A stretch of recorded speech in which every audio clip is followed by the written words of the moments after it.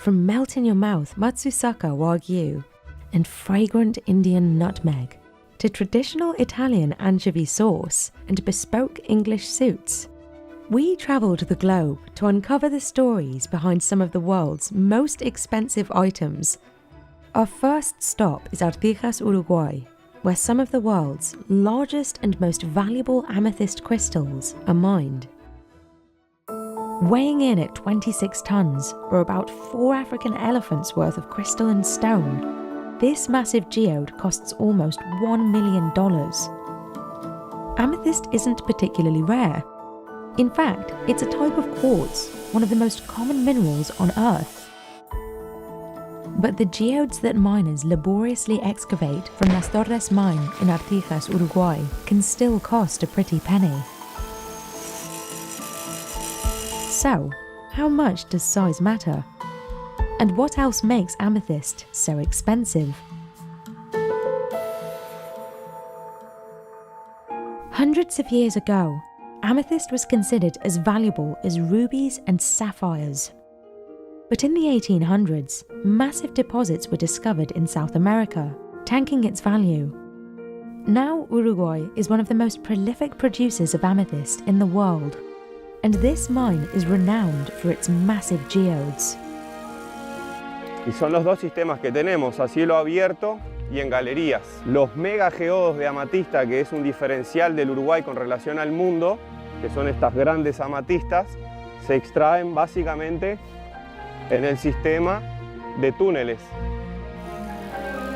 Las Torres mine sits on a wide and ancient basaltic lava flow, ideal conditions for amethyst geodes. But excavating amethyst is no easy feat. The volcanic rock that surrounds it, known as basalt, is porous, allowing water to seep in. Miners know how to use this feature to their advantage. Hay que tener en cuenta que estas burbujas que tienen 140, 150 millones de años se van llenando del agua de las lluvias que escurre por las grietas del basalto. Entonces todos los geodos de amatista tienen mucha agua. Miners set off controlled explosions to clear away rock and blast small fissures in undiscovered geodes.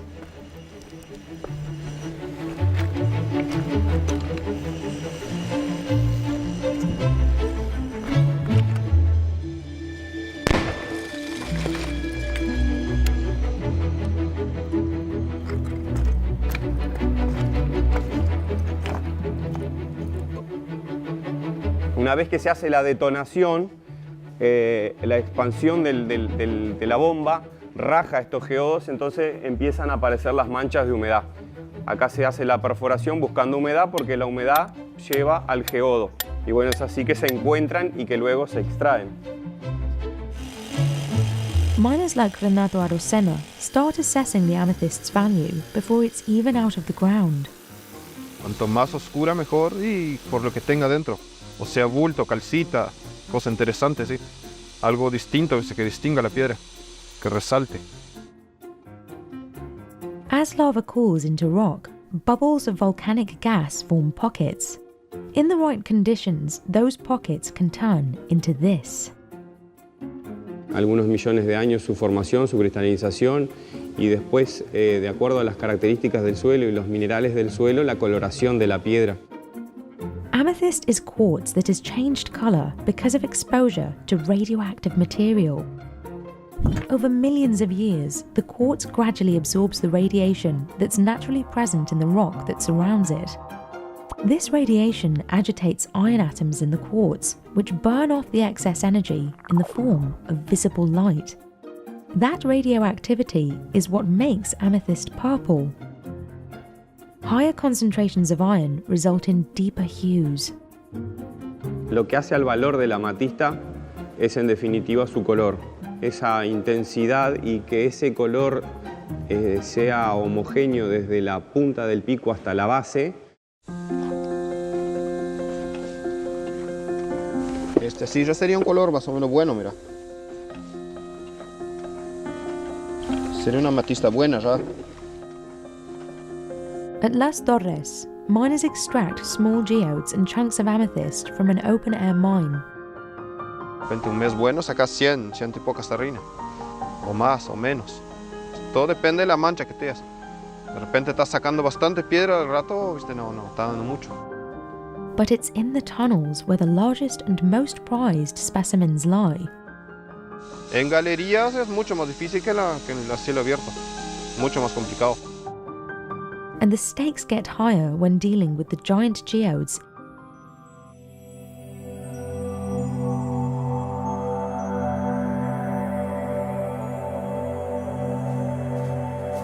Y acá siempre está de por medio el extraer el geodo entero.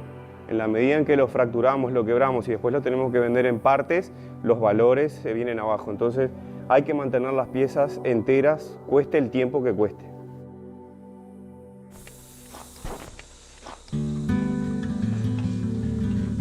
Y la parte de cortar así me gusta, ¿no? Ese tema así, extraer geoda. El martillo, perforador y después herramienta. Todo eso que ves, maceta, marrón, todo eso ahí, todo ese tema así, talladera.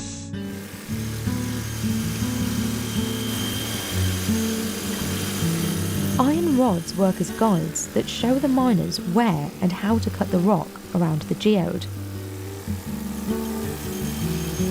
Tienes que hacer espacio para ir entrando, para poder sacarla para afuera.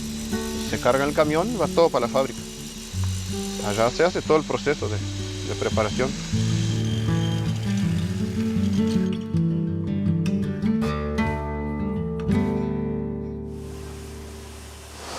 Acá es el corazón porque acá es donde ingresa el material que llega de mina.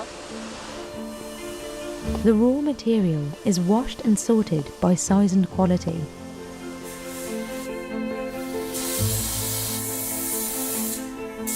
Acá tenemos algo, esto es una matiza de muy baja calidad, pero también, o sea, al no tener un color violeta intenso, ya vino preclasificado de cantera, al no tener un color violeta intenso, pero siempre hay artículos, siempre hay productos que se puedan hacer, inclusive con esto. Artisans like Ricardo Martínez take the raw materials and transform them. Esta pieza, por ejemplo, viene en bruto, en realidad es una burbuja grande. En bruto viene en campaña desde que la encuentran. Y nosotros lo que hacemos es sacarle solo la parte principal de la piedra, que se transformaría en una pieza especial, un espécimen, que se vende para coleccionistas. He uses various sized diamond discs to grind each stone into his desired size and shape.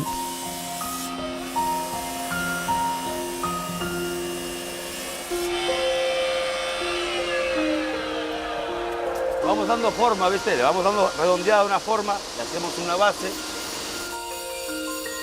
Small flaws can be fixed at this stage. Sería algo así, ¿viste? Está roto y lo que se le hace es pegarle un pedacito de piedra atrás para restaurarlo. Y terminan, ni se nota, ¿no?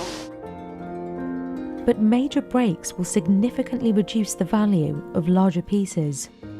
De pararse con este tipo de cosas, porque antes las sacábamos en la tierra en pequeños trozos. Cuando las veo entero digo, esto no se puede romper. Carlos Sanchis owns Listaje Minerals, one of Artigas' largest amethyst exporters and home of its largest amethysts, like this 26-ton colossus. Veníamos haciendo el galpón cuando la encontramos y tuvimos que subir 1 metro más el techo, porque no entraban con los 6 metros, no lo íbamos a poder manipular dentro de esto acá. Ser usado para hacer una joya, una gema, pero la joya es la pieza completa, en este caso. It took 8 months to process it and move it from the mine to where it stands now. Finding a buyer for a behemoth like this is no easy feat. Sometimes they can stand around for years. Hace 2 años que la tenemos y hace unos 2 meses y medio que terminamos el trabajo de pulido de la pieza. Se pulió todo el contorno, la tuvimos que cortar al medio y acá tenemos las 2 mitades. Y bueno, recibimos ofertas, pero decidimos no venderla por el precio de la oferta. So, producers will often work with international retailers that basically act as brokers between them and potential customers. Most of Listaje Minerals' sales consist of smaller pieces. But small doesn't necessarily mean cheap. se ve el cristal de amatista por debajo, con el corte transversal, y luego una segunda cristalización que cubre con microcristales, que cubre a cada una de las puntas de amatista que está por debajo. Toda esa cantidad de microcristales, y es un producto que hoy el mercado, este tipo de artículos, el mercado los demanda. Different combinations of minerals and naturally occurring shapes can also boost the price. Una pieza como así, como esta, la evaluamos en $4.000. Esta fue vendida en $1.800. Esta pieza está evaluada en $2.800. También es una pieza de calcio. Acá hay una pieza de calcio cristalizada con cristales de amatista, y luego esta pieza que es una cristalización son generaciones sobre generaciones de cuarzo. Entonces una existe, la naturaleza nos dio la obra por terminada y le hace otro formato, y una se superpone a la otra. Esto es similar. Cuando estamos en el cubito rojo es porque está vendida. Esta pieza se va a Singapur. Esto es un artículo de lujo y la demanda es fluctuante de acuerdo a cómo está la economía mundial. Pero sí que nosotros estamos vendiendo a más de 50 países alrededor del mundo, donde podemos destacar la venta a Estados Unidos, a Alemania, a China, a Brasil. Hay mucha demanda. While the demand for diamonds plummeted during the pandemic, the opposite was true for near gemstones. Crystals like amethyst have long been associated with metaphysical healing. And while there's no scientific evidence to back those claims, the industry still grew to be worth more than $1 billion in 2020. That demand is good news for Lestaje and Las Torres, where there is plenty of supply left to be discovered. Tenemos una minería que tiene más de 100 años y sin embargo hay estudios que indican de que no se ha llegado al 20% de lo extraído. O sea que todavía hay mucho suelo que no se exploró.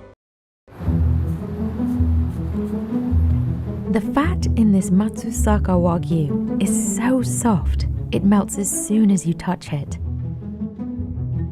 Dès que j'ai mis dans ma bouche, ça fond directement. The finest cuts of Matsusaka Wagyu have a melting point of 12 degrees Celsius. That's 8 degrees less than Kobe. And while prices for fine diners in Tokyo have never been low, for the first time, this beef is being sold outside of Japan, in Paris, where just 100 grams sells for $530. These cows are so valuable that in 2002, one fetched 50 million yen, over $330,000 at auction.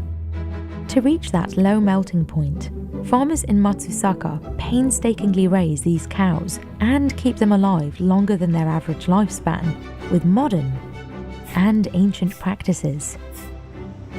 So how do you raise the most expensive beef in the world? And why is Matsusaka Wagyu so expensive?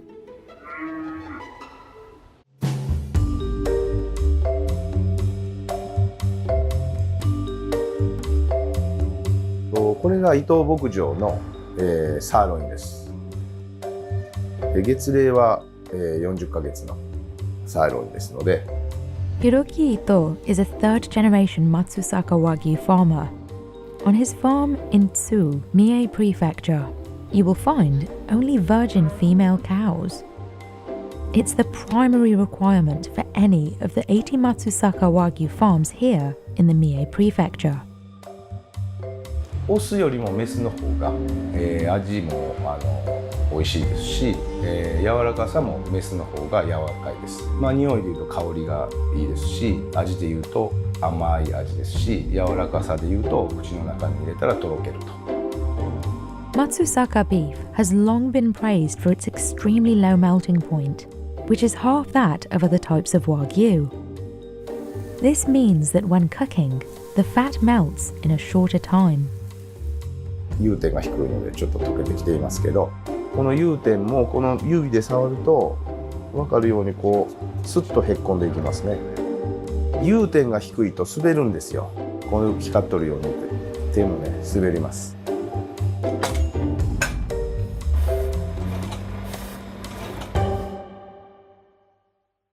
To reach this intense marbling, Old generations of farmers like Hideo, Hiroki's dad, used to feed cows with beer. 昔は食体を起こした牛、食が落ちてきた牛に1代目の正和が与えてまして、でそれを僕は若い折に一緒に手伝って当時関わって飲ましたことはあります。普通の一般の元は昔はキリンビールとかそういうので普通一般的な銘柄はありません。僕が宿農しましたのが25歳の時でございますから、今73歳でございます。誰がビールを飲ましとるっていうのは、まず私は今はもうなくなったと思ってるんですけど。Although there's no evidence that this practice increases a cow's appetite, many associate Matsusaka Wagyu with it. The fact that Matsusaka has kept a relatively low profile internationally has almost transformed this practice into a legend. やっぱりそんなに好きじゃなさそうだったんですけど、どうなんですか？口から飲むっていうのを強制的にやっとるもんで、多分飲んでからあとはほろほろ酔いながら食欲増してると思います。Hiroki doesn't practice this anymore. Instead, he has perfected the feed and is practicing circular agriculture. そしてそこから取れたお米から取れる稲わらです。胃の中を整える役割で最初にこのわらは食べさせます。この後、濃厚飼料を与えます。ふすま麦、大豆かすトウモロコシと配合されていまして、そして濃厚飼料は肉をつけるためですね。牛を大きくするのに与えるのが濃厚飼料です。The cost of feed is an important factor that drives the prices up. To reach that soft marbling, Matsusaka cows need to eat a lot. They also need to eat for a much longer time than other cows. 1.5 倍ぐらいはかかっています。Matsusaka cows are raised for 30 to 32 months, 6 months longer than other Japanese black cattle. Everything adds up over time for Hiroki. The costs of feeding, temperature control, air circulation, and cleaning the enclosures regularly to avoid flies. 100万で子牛を仕入れたら、そこから肥育で100万円経費がかかりますので、200万円かかっているということになります。Farmers here call this raising period fattening. For the first 3 to 4 months, cattle eat grass to develop a strong digestive system. This is called the belly creation period. Then comes the finishing period, where cattle gradually switch to concentrated feed and rice straw to fatten up. Hiroki is now experimenting with even longer periods of fattening, raising his cattle from 35 up to 40 months.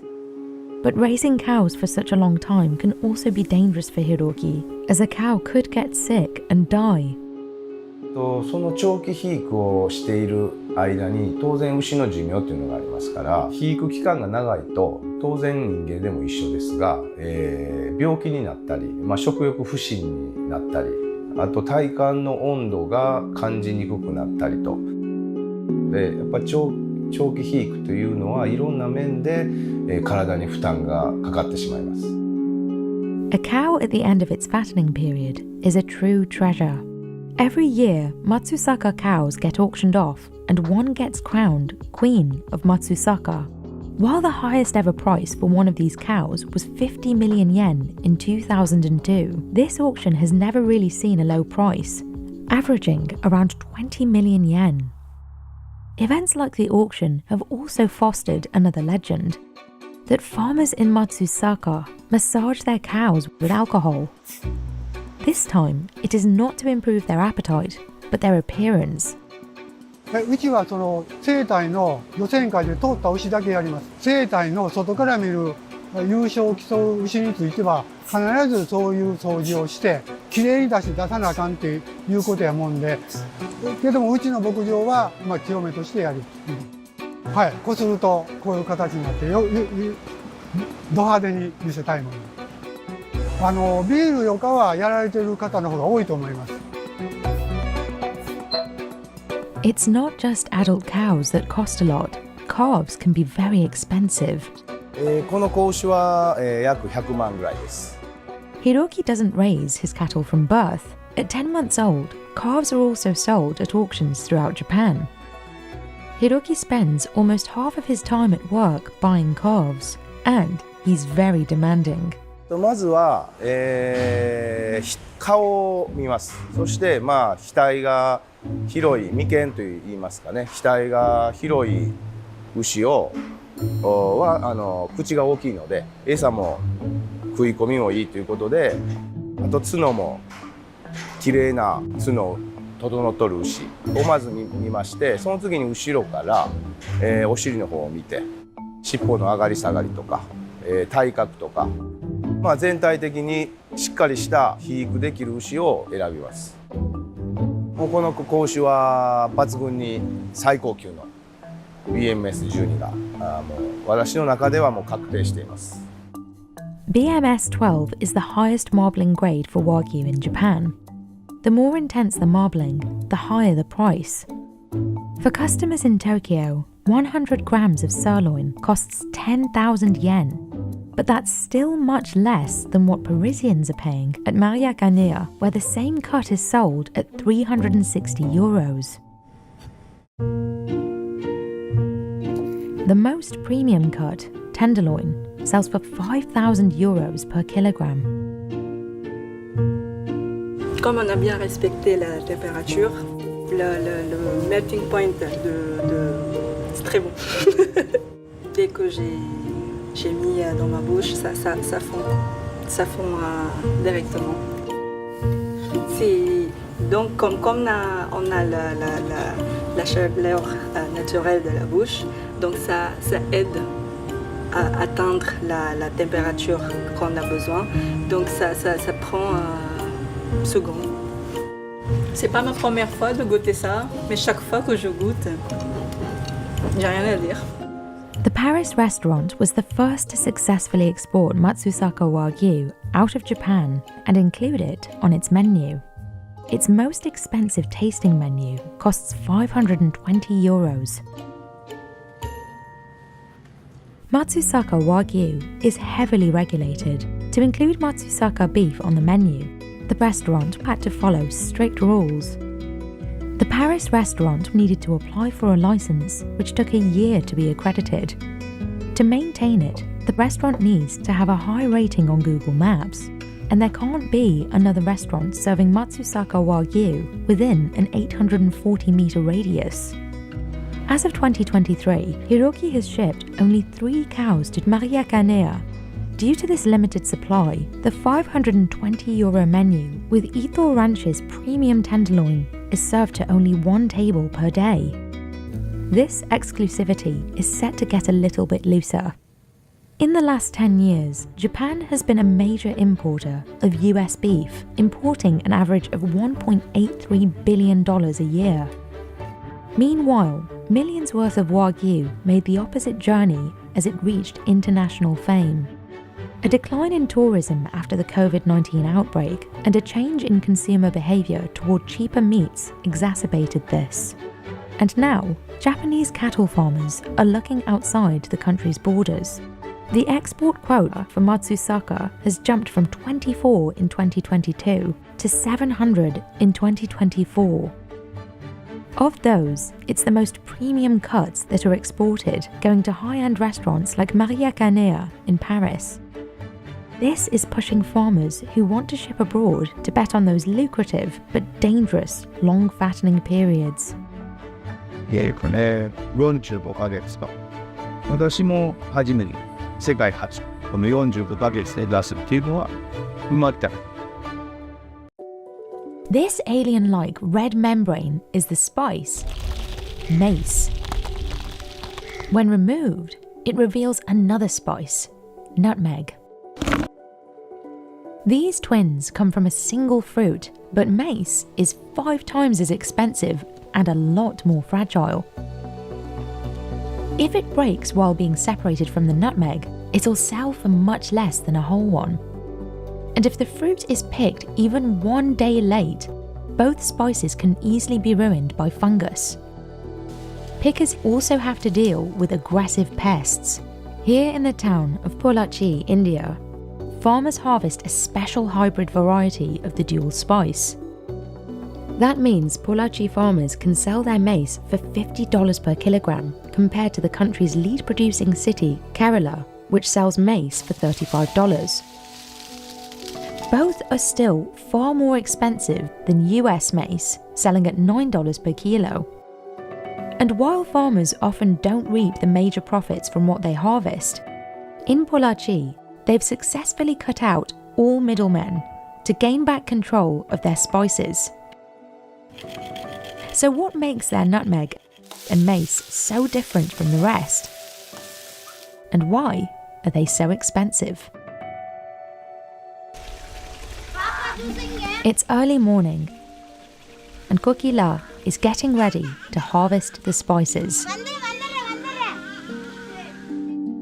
It's monsoon season, and afternoons are usually pouring with rain. So, Kokila needs to harvest quickly. While nutmeg needs good rain to grow, dry mornings like today are perfect for picking.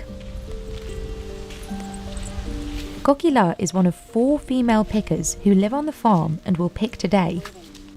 During peak season, there can be 10 pickers at one time, but today, it's nearing the end of the season and the yield will be lower. They expect to pick 800 to 1,000 fruits. They use aluminium and bamboo poles to pick. Some trees grow up to 50 feet high, so those can only be reached with the taller bamboo poles. Using these heavy poles while constantly looking up can leave the pickers with neck and shoulder pain.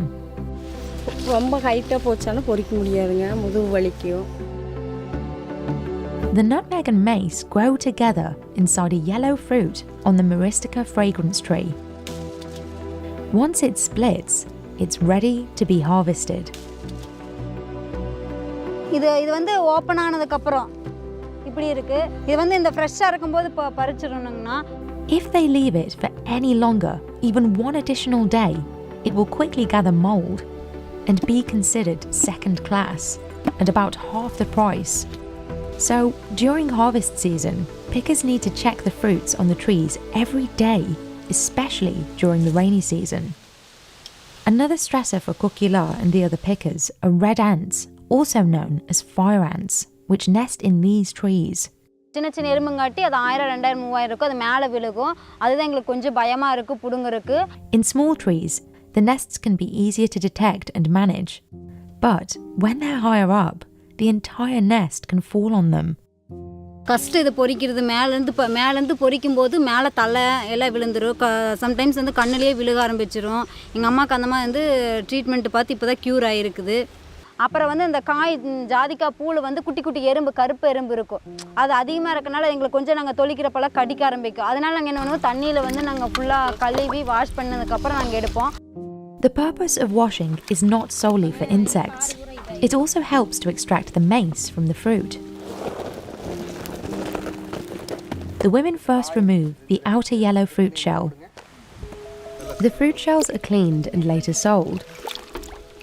Fresh shells are edible and can be made into jams or jellies. Dried fruit can be blended with nutmeg powder to be sold as a cheaper alternative. They then separate the good from the rotten ones. The good fruits are placed in water, rinsed and soaked for at least 15 minutes. Once they have soaked long enough, the mace covering will noticeably shrink and become much looser. This is the most time-consuming and delicate stage, separating the mace from the nutmeg without damaging it. They put their fingers in carefully to grasp the nut, then twist slightly and gently, and it snaps out. They must do it slowly. First time வந்து அப்பா அம்மா தான் பொரிச்சிட்டு இருந்தாங்க. இப்போ தான் நான் 2 இயர்ஸாக தான் இதில் வந்து பொரிக்க ஆரம்பிச்சிருக்கேன். ஃபஸ்ட்டு எனக்கு அதை தொளிக்கிறப்போல வந்து கொஞ்சம் கஷ்டமாக இருக்கும். பூ வந்து உடச்சிருவேன் ஃபாஸ்ட்டாக. இது வந்து மெதுவாக தான் தொளிக்கணும். நான் வந்து ஸ்பீடாக தொளிக்க ஆரம்பிச்சேன்னா பூவெல்லாம் உடைய ஆரம்பிச்சிடும். ஒரு 2 மாதத்துக்கு அப்புறம் தான் வந்து எனக்கு அது கரெக்டாக பூ உடையாமல் நான் தொளிக்க ஆரம்பித்தேன். 2 மாதம் ட்ரைனிங் எடுத்ததுக்கப்புறம் தான் எனக்கு அது கரெக்டாக வந்துச்சு. நான் இந்த மாதிரி தாமரை மொட்டு மாதிரி நல்லா இப்படி அமுத்தி பிடிச்சோம்னா இந்த மாதிரி மொக்கு மாதிரி ஆயிருங்கண்ணா. அது தனியாக இதுக்கப்புறம் நாங்கள் காய வச்சுருவோங்கண்ணா அதையே. Today, it will take these women about 4 hours to finish plucking the mace and nutmeg, which is about 100 fruits per hour. The ones that have already fallen to the ground on their own do not need the same careful plucking. They're much looser and easier to separate because of the fungus they've developed. These will be half the price of the other fungus-free, fresher nutmegs. Gokila and the others have successfully cleaned all the flowers without breaking any of them. After the nutmeg and mace are separated, both spices need to be dried in the open sun.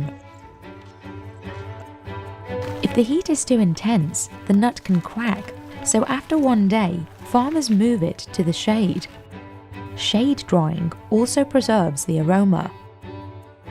Some farmers dry the nutmeg and mace in ovens, but Polachi farmers prefer to dry it in gentler conditions to preserve the structure. All the best mace and nutmeg without any fungi are then placed in separate drums, where they can remain in good condition for over a year. Not all nutmeg and mace are the same. The spices harvested in the West Indies, in places like Grenada, are lighter in colour and have a milder flavour. The more costly East Indian nutmeg and mace have a higher oil content, which gives the spices a stronger aroma and flavour. These spices from Polachi and its main competitor, the Kerala district, both fall under the East Indian category and can sell for double the price of other varieties. Our mace is really thick. It is in the shape of a lotus bud. The shape itself is different. Since it is very thick, it doesn't break very quickly. This is Ranjit. He's the owner of the nutmeg farm here in the Polachi district. Most of Ranjit's profit comes from the mace. It makes about 5 times as much as the nutmeg. Polachi's yield is 40% less than the Kerala district, but it has an advantage. The rains are less intense and less continuous, and low risk of fruit spoiling. So these are the first class ones. So if you cut open, it's free from molds and it has a good aroma and fragrance. The spoiled ones will have a very foul smell. These ones right now they are costing around 480 rupees per kilo. The Polachi nuts, and the nuts that are from Kerala, they are only costing around 320 rupees. While Polachi is already an ideal location to grow the spices, their high value is not fully the result of where they are grown, but rather how. Ranjit and other farmers have perfected the fruit to grow larger and thicker, more than double the size of another mace in India. It took Ranjit years to develop a hybrid variety that has given Polachi its competitive advantage. He also has a nursery where they grow hybrid seedlings. This is a good one, it succeeded. See? Oh, wait, what happened? Erum, come this way. Ranjit also uses the farming technique of intercropping, which means 2 crops share the soil to improve water retention in both. The ideal intercrop for Ranjit's nutmeg trees are coconut plants because they also provide the right amount of shade. But this premium quality was not always recognised or consistent with each farmer in the region. Whenever it came time to sell, Ranjit and the other Polachi farmers grew frustrated. They were dependent on the bigger cities' expertise and experience to help them sell their product. So, Ranjit and the other farmers came up with a plan. They would all follow similar techniques, separate the best quality, and set the price themselves. 2 years ago, they formed a cooperative and used similar growing methods. Collectively, they now grow about 500 acres of nutmeg and mace. In the global food industry, this is significant because local farmers who make some of the world's most expensive foods typically don't see the profits. Whether it's other harvesters here in India who scour ponds for foxnuts, only to make cents for every kilogram harvested, or small farmers harvesting green cardamom for hours by hand, only to use most of their profits to cover production costs. or workers in Bolivia fueling the global quinoa demand who can't afford to eat their own crop. The success of the Polachi cooperative has directly affected the quality of life for farmers and workers here, like Kokila. அங்கே விட இங்கே தான் பெட்டராக இருக்குது. நான் வந்து மில்லில் work பண்ணிகிட்டு இருந்தேன், ஆப்ரேட்டராக இருந்தேன். அங்கே வந்து எனக்கு மந்த்லி வந்து 10,000 தான் சேல்ரி. எனக்கு அது பத்தலை. அது நாளைக்கு வந்து 250 ரூபா கிடைக்குது. அது கம்பேர் பண்ணும்போது எனக்கு இது கொஞ்சம் பெனிஃபிட்டாக இருக்குது. 10,000லாம் ஃபுட்டுக்கு எல்லாத்துக்கும் போக கம்மியாக தான் இருக்குது. அதனால் எனக்கு இது கொஞ்சம் பரவாயில்ல. இங்கேயே ஃபுட்டு நல்ல ஃபுட்டாக இருக்குது. அதனால் நான் இங்கேயே வந்துட்டேன். Recently, they achieved their highest rate for maize, selling to an Australian buyer for 3,200 rupees per kilo, 14% more than the aggregator rate. For the Polachi farmers, the cooperative made a big difference. They sell to buyers across the globe and recently sold 12 tons of nutmeg and mace to a Dutch company. Among ourselves, as a community, we had multiplied the best planting material, and now it is literally called the Polachi variety. But the local traders from Kerala come, they ask for Polachi maize. So it is doing very well for us. Today, Captain Gilles and his crew are setting out to catch over 20,000 pounds of something very valuable, anchovies. But once the fish come out of the water, time is of the essence. Since these anchovies stay fresh for only 24 hours, everyone must move quickly to set them on ice and head back to the coast where buyers eagerly wait. Quando il pescatore ha il pesce nella rete, ci chiama la notte, dice ho pescato e ce lo porta. In Giulio's hands, they'll become even more valuable. He will extract all the oil from the fish and make a sauce that is worth $160 per litre, which is 4 times more expensive than other popular fish sauces. But the process will take 3 years. Giulio needs to collect the sauce, drop by drop. So how do all these little fish get turned into sauce? And what makes it so expensive?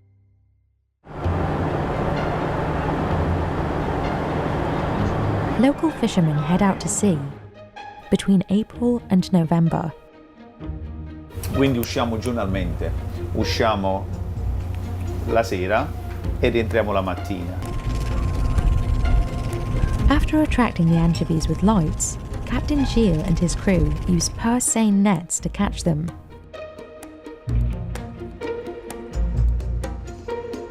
The tightly woven nets are designed to trap the anchovies without entangling them.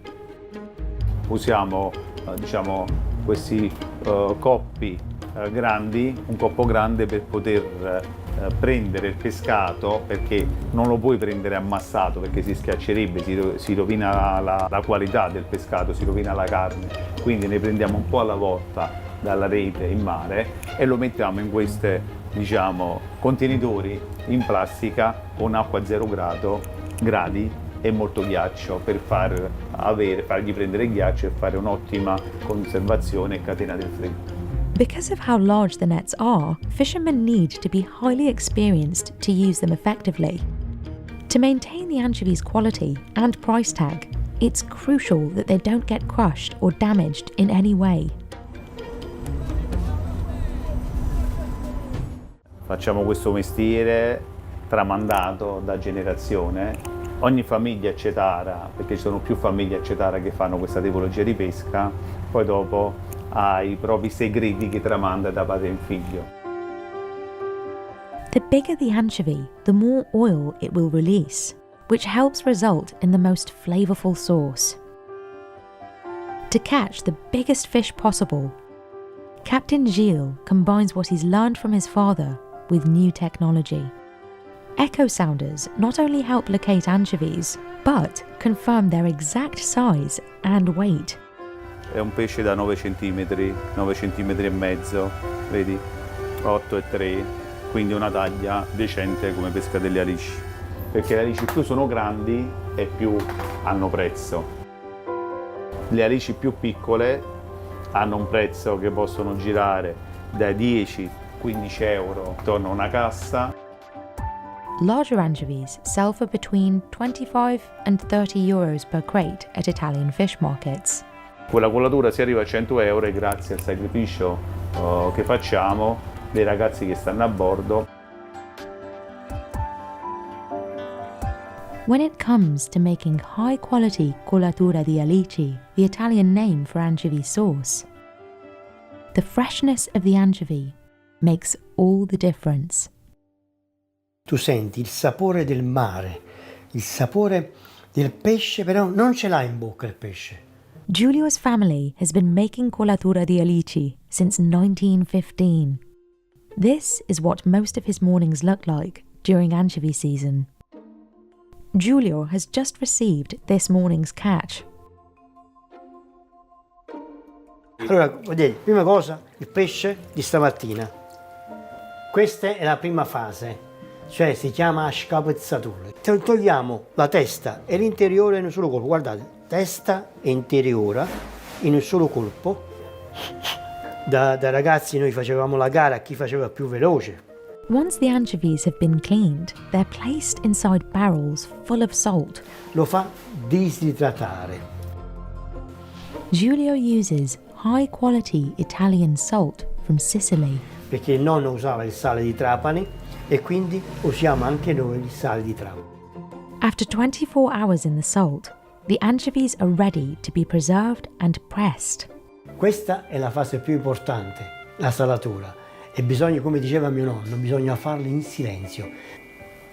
È così, ad uno, il pesce messo a pancia e schiena, verrà messo così, pancia e schiena, perché quando noi poi andremo a pressare non c'è vuoto nel pesce. The anchovies are placed inside terzini, small barrels made from chestnut wood.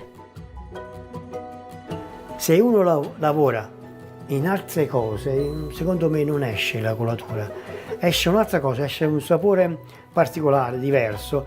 When the wood comes into contact with salt, it hardens, fully sealing the anchovies inside. Each barrel fits about 50 to 60 anchovies, depending on the size of the fish. The salt kickstarts the release of liquids inside the anchovies. It takes 3 years and about 50 to 60 pounds of fresh anchovies to produce just a litre of anchovy sauce. Making colatura di alici is a meticulous and time-consuming process, but one he thoroughly enjoys. Diciamo che è quasi finito. Nonno diceva, perché non lo facciamo bello? Perché non lo facciamo diventare un principino? Ci facciamo una bella corona. E faceva questo. Adesso vi faccio vedere. Guarda, sale.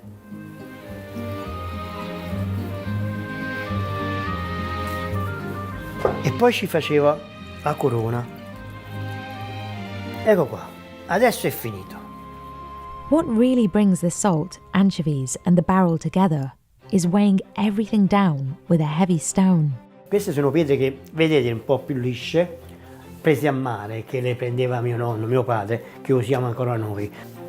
Immaginate che questo liquido comincia a trapassare questi sali di alici mature, si insaporisce ancora di più e vedremo che a goccia cola.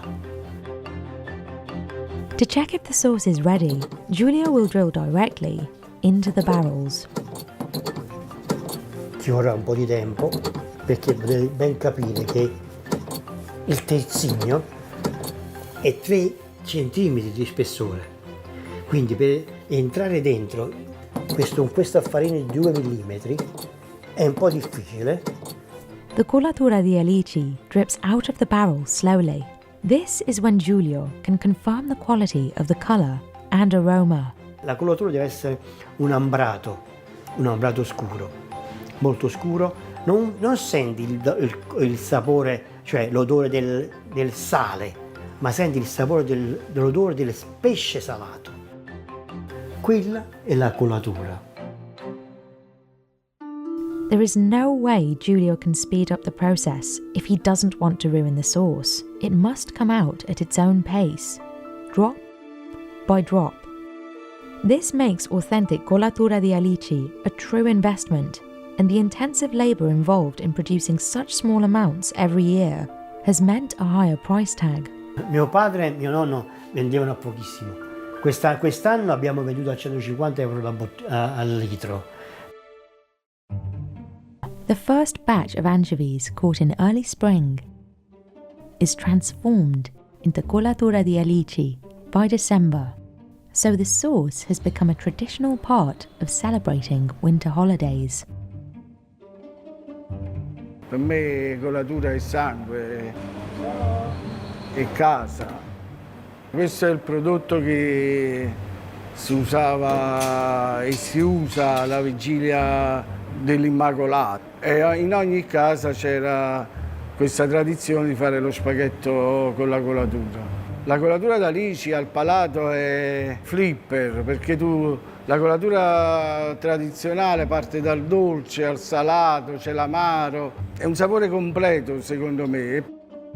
Preserving this culture is a responsibility Giulio cherishes. È la cosa più bella del lavoro che faccio, cioè ricordare le cose che faceva mio nonno e mio padre. Catherine spent 13 years training to become a head cutter. She's had these tailoring shears her entire career. They're designed to effortlessly glide through cloth without being lifted up. You have to concentrate, because if you don't, you might just cut into a very expensive piece of cloth. Using a special tailor's code, Catherine draws chalk outlines to craft bespoke suits for the world's wealthiest clients. Everybody you can think of in the public eye, from Churchill to Fred Astaire, will have discreetly had their garments made for them in Savile Row. On this exclusive street, even ironing is an art form. A custom two-piece suit like this one can cost nearly £6,000 and takes 4 months to make. That's more than 5 times the price of a ready-to-wear suit from a high-end brand like Brooks Brothers. We travelled to the home of bespoke tailoring to find out what makes these suits so expensive. When buying a suit, there are 3 main categories: off the rack, made to measure, and bespoke. Off the rack suits come in standard sizes, while made to measure suits start from the same base pattern adjusted for each customer. But at bespoke ateliers on and around Savile Row in London's Mayfair district, tailors craft one-of-a-kind garments completely from scratch.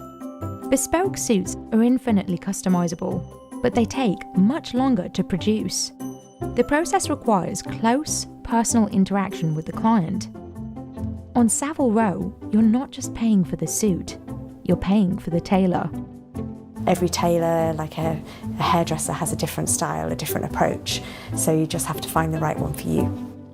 Catherine Sargent became the only female master tailor working on Savile Row after opening a shop on the street in 2016. Today, her shop is located within the so-called Golden Mile of Savile Row on nearby Brook Street. Catherine has worked with many high-profile clients over the years, most of whom she's not allowed to mention. Made a coronation uniforms for a king, and I was flown to their country to have the fittings. And not all are human. We have fitted out their 4-legged friend before, so yeah, a bespoke dog coat with a couple of those. To become a member of the Savile Row Bespoke Association, tailors must work within a specific area of London, offer 2,000 different fabrics, and cut each suit from a unique paper pattern. Even a try-on is a major event. The months-long suit-making process starts with the consultation, a chance for the tailor to get to know their client and their needs. Today, her client is Richard Stoppard, a local finance executive who is looking to buy his very first bespoke suit from Savile Row. I really wanted to treat myself to something that I thought gave me a little bit more gravitas, a little bit more standing. I'm not going to lie and say that it's a small amount of money, but I see it as a smart investment. Early on, Catherine establishes basic details like the suit type and materials. But she also takes time to develop a relationship with each client by asking specific personal questions. There's a person at the heart of the creation. It's not just the tailor and their interpretation. You're making something that's really truly bespoke. She says the only struggle is managing expectations. Every man that I make a suit for wants to look like James Bond. It shouldn't be like an intimidating experience. It should be really like super relaxed and very, informative. During the first meeting, she carefully takes the client's measurements. With these, Catherine crafts the most crucial piece of the bespoke suit, the paper pattern. Patterns are two-dimensional representations of each garment with instructions on how pieces should fit together. Catherine keeps every client's pattern on hand for future orders. Pattern cutting, fitting, problem solving, it's always shapes and dimensions 2D to 3D, and I'm kind of like a tailoring nerd in that way. Catherine works meticulously to ensure each piece is drawn to scale. But as precise as she is here, sometimes the client's size may change during the process. You measure somebody and then they come for a fitting and they've changed shape, lost weight or gained weight, and the measurements change, but we make the garments and the patterns so we can adapt them for that. Once she's done sketching, she carefully cuts out each shape. These are my paper shears. Every time we do a fitting, we take it from 3D to 2D and back again. So we're constantly working on the pattern and altering the pattern. Catherine uses these initial patterns to figure out how much cloth she needs. The most commonly used fabric is British wool. You can shape it, you can stretch it, you can shrink it. It is a joy to work with. She gets most of her fabrics from storied London cloth merchants, like Holland and Sherry, where the fabrics are often locally sourced. A typical jacket made from British wool starts at around £4,350. But some materials can boost the price significantly, like cashmere or vicuña wool from Peru. That cloth is probably the most expensive cloth in the world, and for an overcoat you would be talking upwards of £20,000. Catherine says she prefers robust materials because her goal is to create a suit that lasts for decades. The next step is striking or marking up the cloth with a sharpened piece of tailor's chalk. With a piece of chalk, you can get a really nice sharp edge and get a really lovely curve. You tend to do those curves freehand. Catherine leaves extra cloth on the edges in case she needs to lengthen it. It's called the inlay, and it remains inside the final suit, so the garment can be altered even years later if needed. So a garment that's made by hand, by us, would hopefully last 10, 15, 20 years, even longer than that if people take care of their clothes. Once the fabric is marked, she cuts out the rough shape of the suit. On Savile Row, a master cutter is never without their high-quality steel scissors. My tailoring shears I've had for over 25 years. I've never had them sharpened. They've sort of become an extension of you, so I really don't want to get any new ones. I think they'll probably last me throughout my career. The tailoring shears are designed to glide, so when you cut the cloth, you're not actually lifting the shears up in the air. It allows you to really get a nice control, a nice straight line over the cloth. For me, this is the sort of most relaxing, easiest part of the job. Just the noise is very satisfying. You've sort of accomplished something, you've made a pattern, and you're now going to see this garment come together.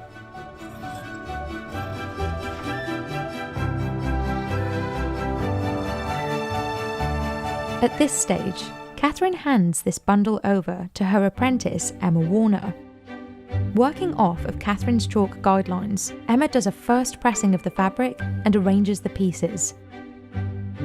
Then she uses a thick white thread called basting thread to hand-stitch the cut pieces of cloth together and shape it into a wearable garment.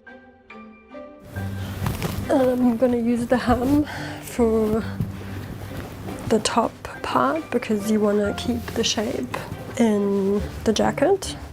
If it's canvas like this, you will have the shape of the bust in the canvas more than if you would do it on the flat. So that's why we're using it now. But then Later we also use it to press the collar because the collar is also on a round. This basted suit is what the client tries on at the first fitting. The loose stitching allows Catherine to easily take it apart and make any necessary adjustments. To make sure that it's exactly as they want it to be before we go ahead and take it further. How's it feel under the arms? Yes, plenty of Is it room, comfortable? I think, yeah. It's not too low. Can you move around freely? Yeah, I think so. Yeah? This one looks good. This one looks a little bit short, doesn't it? During the first fitting, Catherine marks any adjustments on the cloth in chalk using a special tailoring code. A straight line would mean shorten or take in, and a line with a cross like that would mean let out or lengthen. Once the client is happy, the garment is broken down and flattened again. Catherine updates the paper pattern to reflect any changes. For bespoke suits, clients usually come in for 2 or 3 fittings, during which minute adjustments are made to make sure every measurement is exactly right. After weeks of back and forth, the suit finally starts to take shape. At this stage, tailors add wool padding to the shoulders and the collar to give the suit its structure. We actually put shape into the garment at this point, so when you try it on next time, you'll just see that it's got a little bit more form to it. It's not a flat shape. Once the client and the tailor are happy with the suit, it's sent out for finishing, in which artisans attach the lining and stitch the edges. The suit then needs to be pressed to make sure it's perfectly crisp and flat for the client. It might look like normal ironing, but this step is essential to maintaining Savile Row's high standards. And there are few in the business who can press a garment like George. I was taught by a presser in which he was doing it for 60 years, so I suppose you could say that I inherited 60 years of experience. There's no one we haven't pressed for, and we currently press for around about 95% of the industry at the moment. As with every other stage of the tailoring, the presser pays close attention to detail, making sure there's not a single wrinkle in any of the fabric. Give the back drape a really nice clean finish, and the back of the sleeves, the fullness are all pressed out really nicely, and now we'll concentrate back on the front again and just complete the front by pressing these lapel edges and making sure we've got a good decent crease down here and a natural roll towards the end.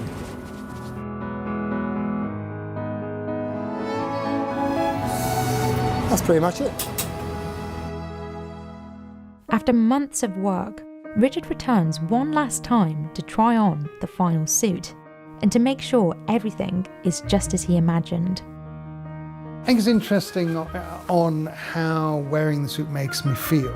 At the moment, slightly emboldened, luxuriant. It's an interesting, sort of quite emotional experience, if I'm honest. You can normally tell as soon as they put something on, like they just kind of like their posture might be a little bit different. Looking at something on the body in the mirror for the first time when it's completely finished can be quite daunting, but once they've left the building with the garments and they've started wearing them, we quite often get good feedback saying, oh my gosh, it's really brilliant, and people stop me and ask me where did I get the suit made. Catherine started as an apprentice in 1996, and by 2016 she had made history by becoming the first female head cutter and master tailor on Savile Row. Now, others are following in her footsteps. The Savile Row Bespoke Association says it's added more than 50 apprentices since 2004, and Catherine has noticed more women in this new crop of aspiring master tailors. I think gender should not be a barrier to following your passion and your love for this craft. So many women are now becoming tailors and cutters, so it's really, really great to see. It's something I'm personally very proud of. A lot of the customers are still male, and the perception, I think, from a lot of the houses are that cutters should therefore be male. That doesn't matter at all to me, and we've proved that it does work, and a woman can do this job equally as well as any man, if not sometimes better. This massive 50-kilogram Nile perch is a rare catch for these Ugandan fishers. But it's not the fish meat that'll make them the most money. It's this balloon-like internal organ known as a fish maw or a swim bladder. Dried fish maws can sell for up to $800 a pound, but older maws like this one from a large slate cod croaker are valued as high as $4,000 for a single piece. Wegamba esinga obaka ngamene pizza tejja naye kati yafuuka gold kyobola lwaki sigiriya. Fishers sell it to Chinese markets around the world where people eat it for its health benefits and supposed anti-aging properties. But the supply chain in China is facing a big problem.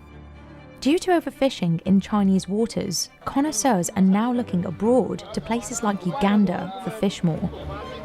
The organ is so prized that smuggling and theft are rampant in the industry. So why is fishing for maw worth the risk? And why is it so expensive? Po Wing Hong Food Market in New York City's Chinatown has been selling fish maw ever since it first opened in 1980. Today it specialises in rare dried seafood delicacies. Sophia Tsao runs this shop with her parents. She says that these days fish maw is so rare that they have to buy it in bulk as soon as it becomes available. Usually we request a certain size and certain type of fish maw because we know what sells the best, and we usually maybe get 50% of what we request because the demand is so high. Fish maw or swim bladder is an organ that enables fish to control their buoyancy.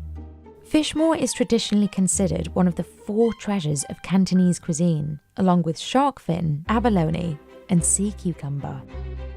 Zhao Xiong, who has worked for Po Wing Hong for 10 years, supervises the dried seafood department. He's an expert on the 4 treasures.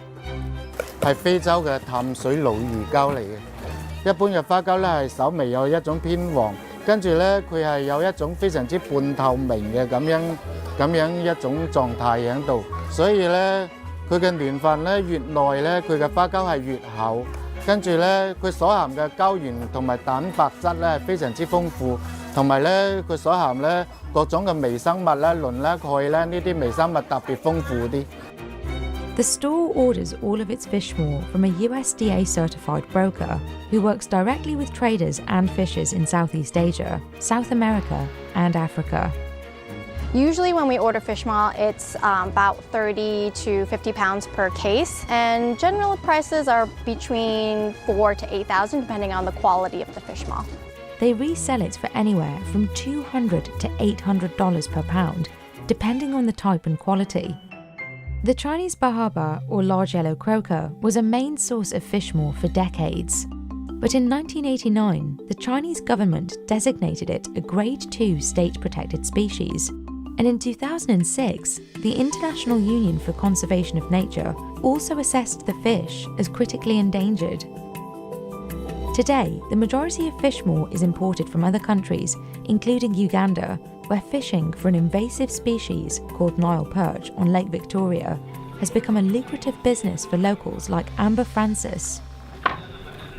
It's early morning on Kisima One Island in Jinja. Amber is packing up his bait and hooks and preparing his boat to set out on Lake Victoria. He's worked as a fisher here for the past 10 years.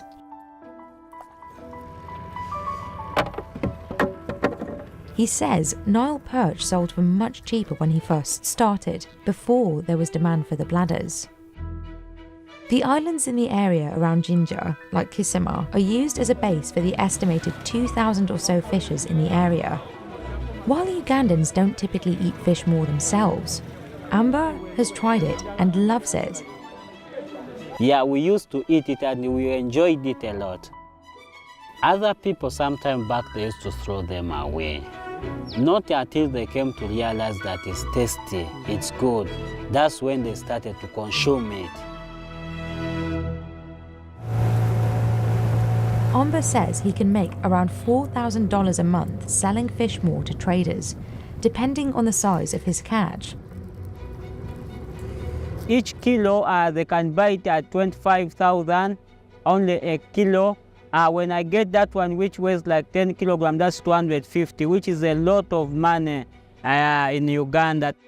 But finding the biggest fish requires some special tricks and knowing where to look. The weather right now is good for fishing, but in 2 to 3 hours, actually, the water will be rough.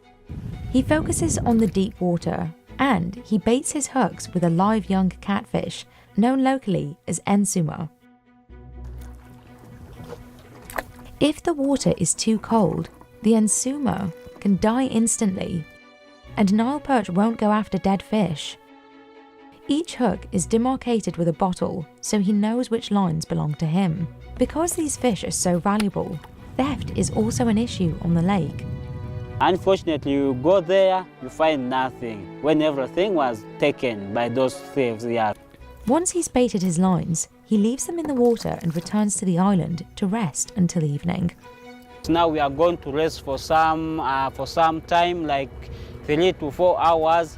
After, we come back and check our hooks, what we have put there, to see whether there's Nile perch on it. Amber says he typically catches 6 or 7 fish per day, usually all weighing under 20 kilograms. The biggest one he has ever caught was a massive 98 kilograms.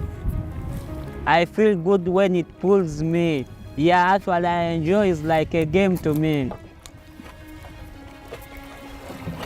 Today he caught only 6 fish, but the biggest one was about 30 kilograms. Expected to go to get more than this. Yeah, actually it's a bad day to me. The fishers don't remove the bladders themselves. Tomorrow, Amber will sell his fish directly to the trader, who hired him at the local market in Masese.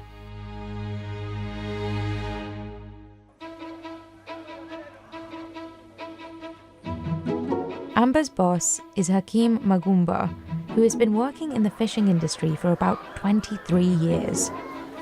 He previously traded tilapia to buyers in Kenya, but he now works with Nile perch because it's much more profitable.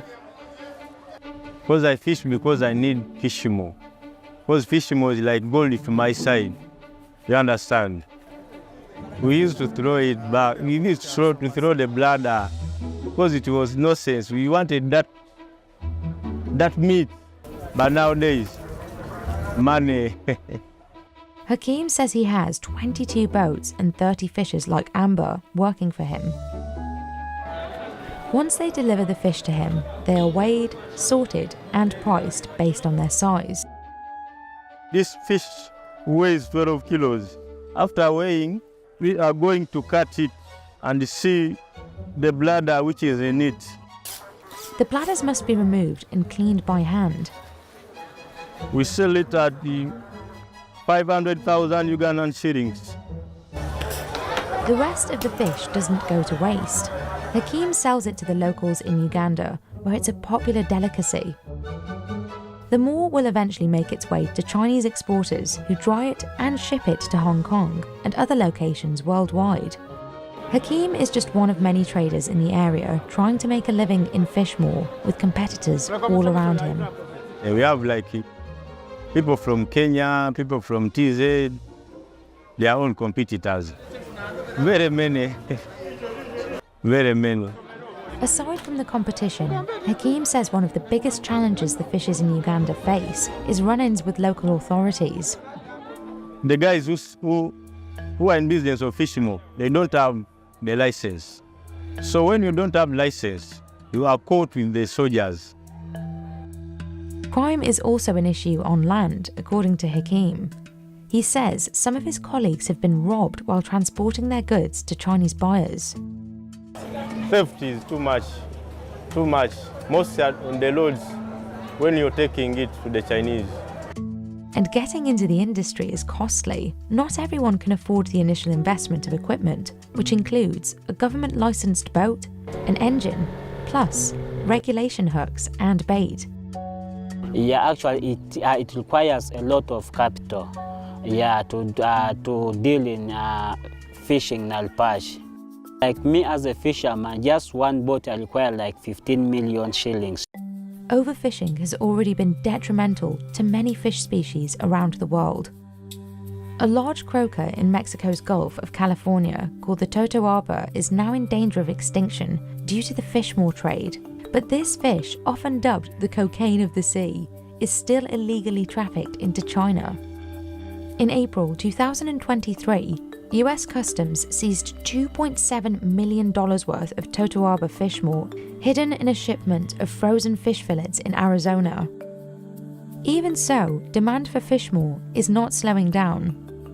On a weekday morning at Po Wing Hong, the aisles are as busy as ever, with customers scouring the shelves for dried seafood products as soon as they open. While fish maw is more popular among the older generations, Sophia says younger people have started incorporating it into their diets as well. I feel that nowadays a lot of younger people are eating fish maw because it reminds them of dishes that they have in the past, and it's a little bit of nostalgia. Also, they want to embrace their culture and relearn the dishes that are really traditional. And that rare $4,000 fish maw they have on hand, it's so special to Po Wing Hong that it's not even for sale. We keep it just as a keepsake.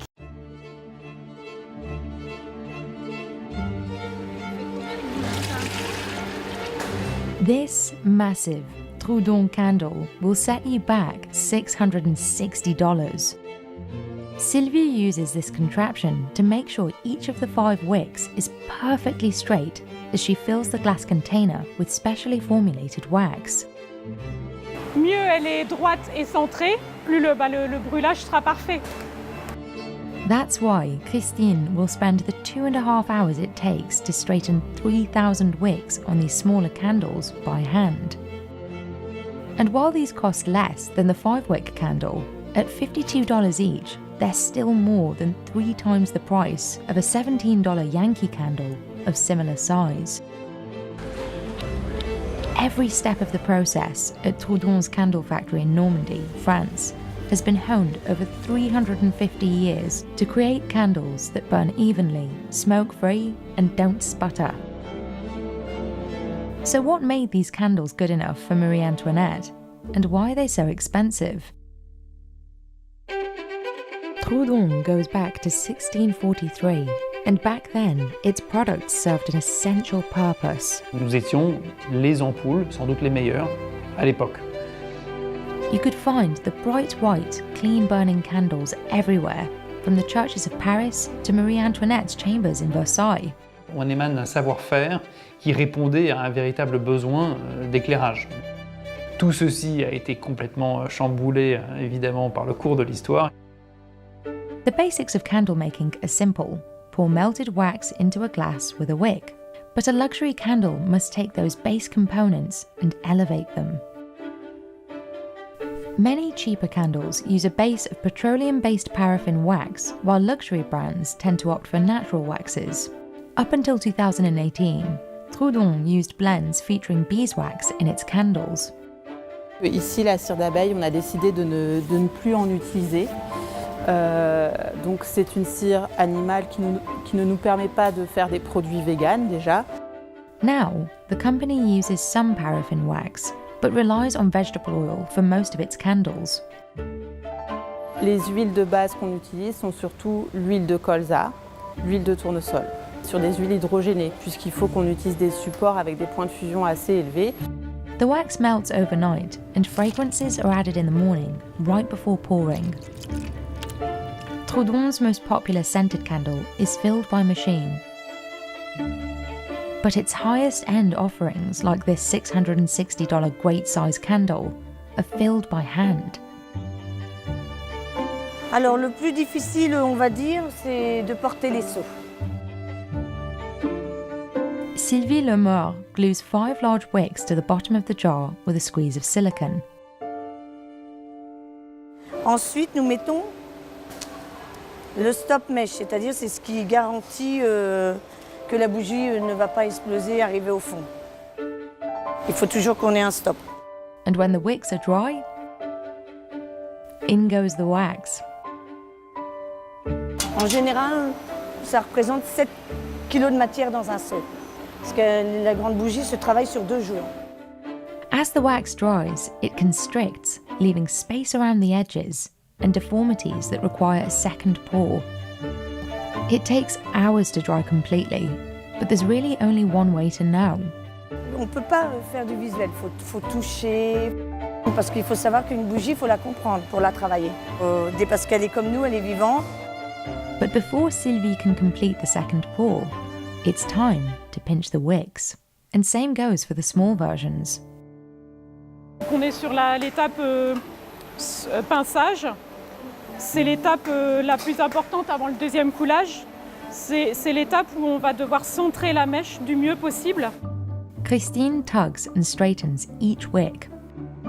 Il n'existe pas encore de machine qui redresse les mèches individuellement.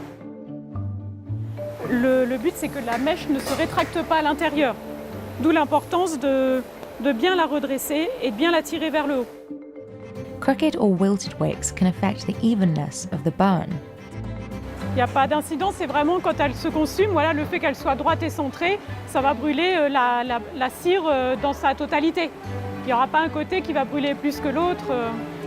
And not all wicks are created equal. The lab optimizes wick sizes based on the chemical formulas of the different scents.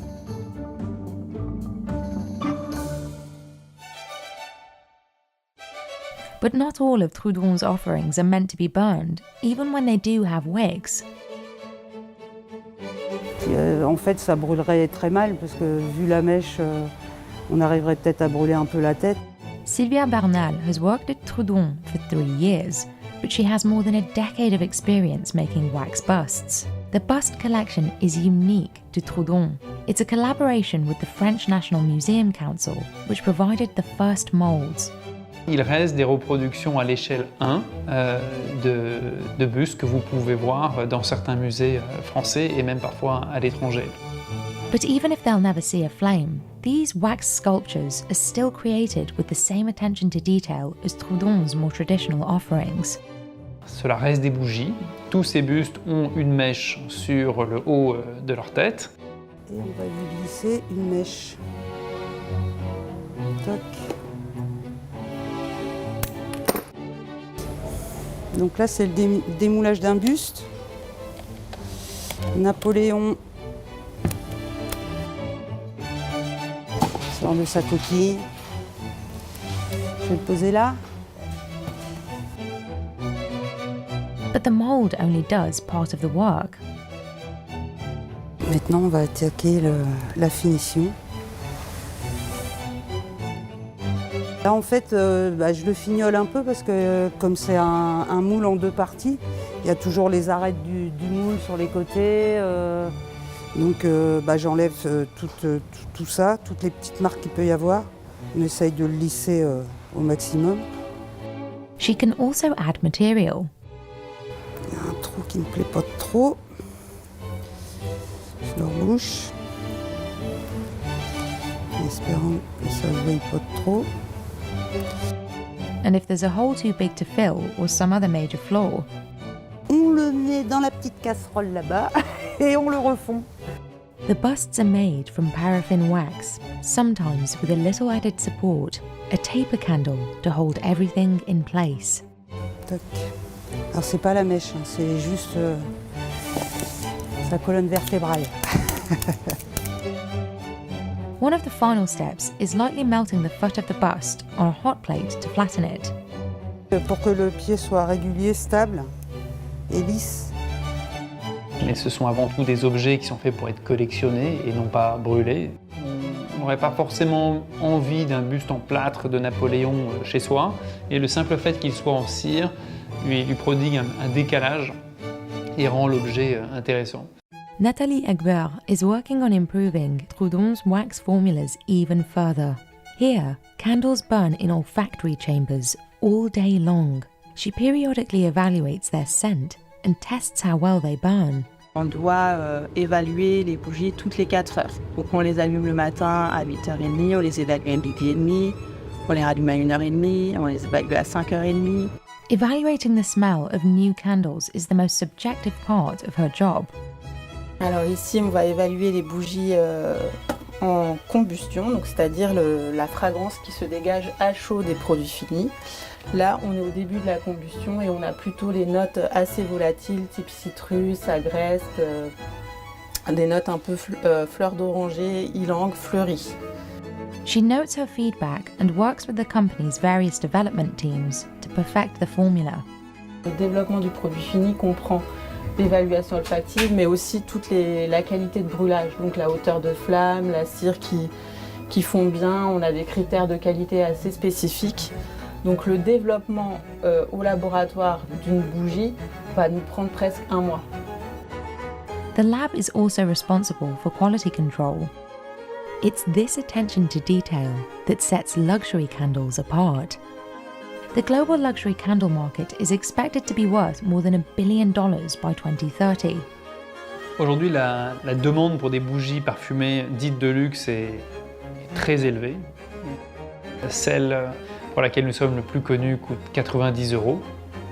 On pourrait faire une analogie avec d'autres produits sur le marché, que ce soit un sac, de la maroquinerie ou un prêt-à-porter sophistiqué de luxe. Donc il y a cette notion d'héritage, de respect de ce qui a été fait, pour arriver à le faire vivre à l'instant présent et dans le futur. Donc c'est une sorte de révérence fondamentale qui est importante. This grey, bulbous fungus has infected this ear of corn, and it's deliberate. Infected corn can sell for 40 times more than non-mouldy ones. Its official name is Huitlacoche. But for years, American farmers called this infection the devil's corn and corn smut, as it relentlessly destroyed crops and farming equipment. Meanwhile, the fungus has been a local delicacy in Mexico since the time of the Aztecs. Muchos dicen que de los dioses, no, pues yo no conocí a los dioses. Yo lo único que les podría decir pues que es un producto dulce. Está dulcecito, suavecito. Now that even Michelin-starred restaurants in the US are serving it, the fungus has been elevated with names like black gold and Mexican truffle.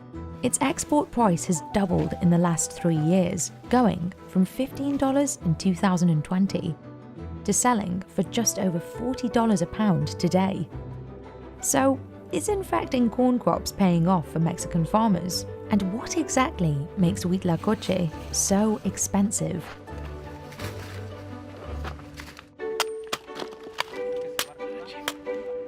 Creo que todos, la primera vez que probamos el huitlacoche, nos quedamos sorprendidos porque no acabas de entender exactamente qué es. Si no está el hongo y no está el maíz. Entonces te estás comiendo las dos cosas. These days, huitlacoche is most commonly served in quesadillas.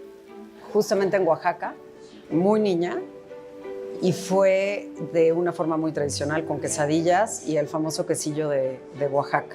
Y me sorprendió el color, sobre todo morder una quesadilla y que salga negro de esa quesadilla.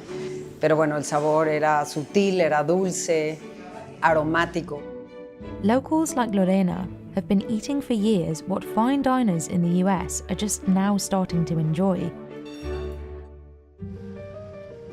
And this new audience has created a business opportunity for Mexican farmers like Emilio and his son Heriberto.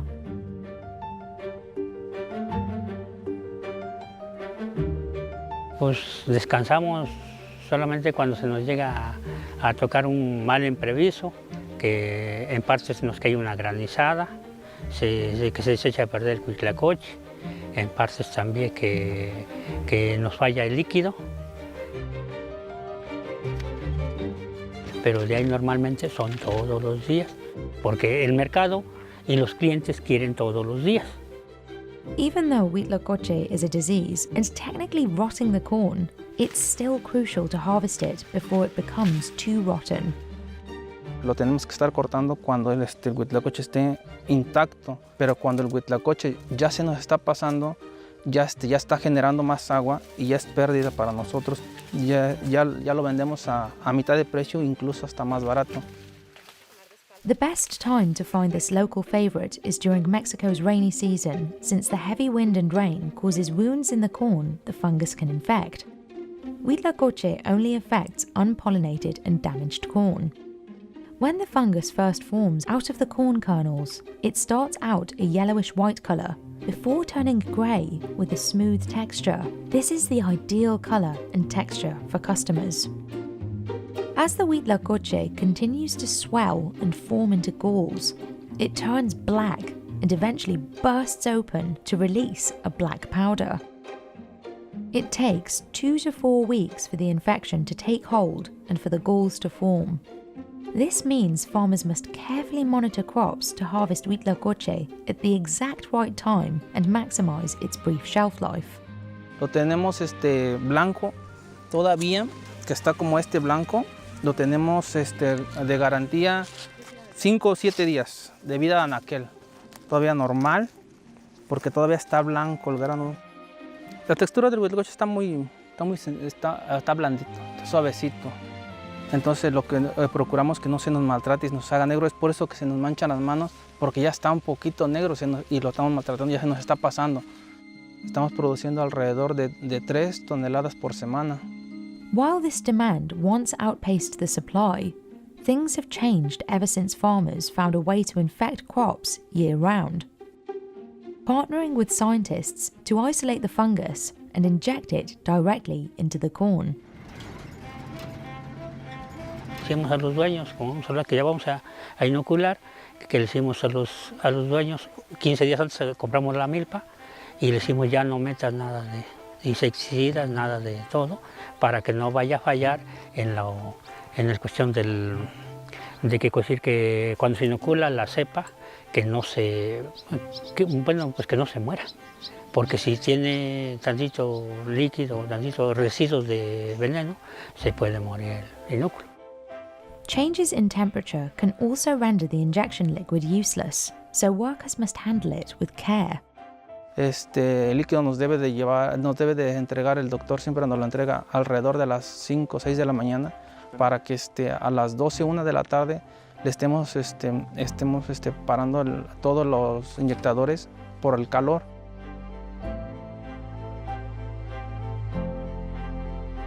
Nosotros acá con mi papá y mi hermano, mi cuñado que inyectamos, lo usamos con hieleras portátiles. ¿Para qué? Para que en el momento de que a las 11, 12 a más tardar que estamos inyectando, le metemos hielo para que el proceso que tiene de la hielera, que llevamos el galón a la jeringa que vamos inoculando o inyectando, se calienta tanto con el calor de la planta y el calor corporal. Entonces lo que hacemos es meterle hielo para que siempre esté frío y no se muera el micelio y no se muera todo el inóculo que vamos inyectando, porque lo que queremos es que el calor no nos coma. Si el calor nos llega a comer el producto, se empieza a descomponer tanto el líquido. However, if the liquid gets too cold or freezes, that can also kill the fungi, so balance is key. Heriberto and his father also take measures to protect themselves before entering the cornfields. They wear long sleeves since the prickly hairs on the corn stalks can cause rashes. Y proteger a la planta, sobre todo, como le expliqué, con el cubrebocas y que hasta el momento de que estemos limpiando todo nuestro instrumento de inyección, que esté limpio, que no tenga nada, y cambiar sobre todo las agujas. Cada que vamos a inyectar hay que cambiarlas, porque las agujas son desechables. Igual es como una persona, cuando la inyectan se desecha todo. Así también las agujas se desechan todo el tiempo. Tenemos en ocasiones andamos trayendo un recipiente o una bolsita, las recolectamos y las tiramos. The most mature plants are injected first, before they can pollinate each other. But injecting the corn is an art, and it doesn't always go perfectly. Aunque sea un experto en inyectar, no se hace al 100% todo completamente. 70-80% de producción, porque no todas las mazorcas se hacen a un 100%. Aquí tenemos pérdida. El error fue un error humano, que el piquete estuvo un poco arriba y no se llegó a poner el piquete hasta adentro. Por eso es que está todo el huitlacoche está en las hojas, porque el líquido quedó de fuera. Y en sí sacamos a un 100% de calidad y todo. Y en no, es basura, solamente es para el ganadero. Despite how delicate the injection method is, it still has a significantly higher success rate than waiting for huitlacoche to form naturally. Without refrigeration, huitlacoche only stays fresh for 1 or 2 days, and any changes in temperature or humidity can cause it to become increasingly dry. So sending a less mature white-grey huitlacoche to the market is essential for Emilio and Heriberto if they want to make a profit. While some producers now process huitlacoche to be canned, which extends its shelf life and, in some instances, lowers its price, fresh huitlacoche is still the most popular choice since that's what customers prefer. Smaller producers also don't always have the resources to preserve their huitlacoche via canning. Instead, they typically sell directly to vendors at wholesale markets.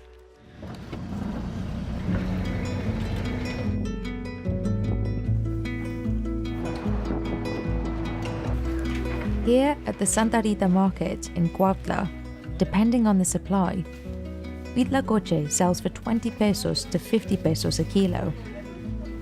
Que ya se nos está agarrando de 100 y tantos kilos diarios, es en la mañana.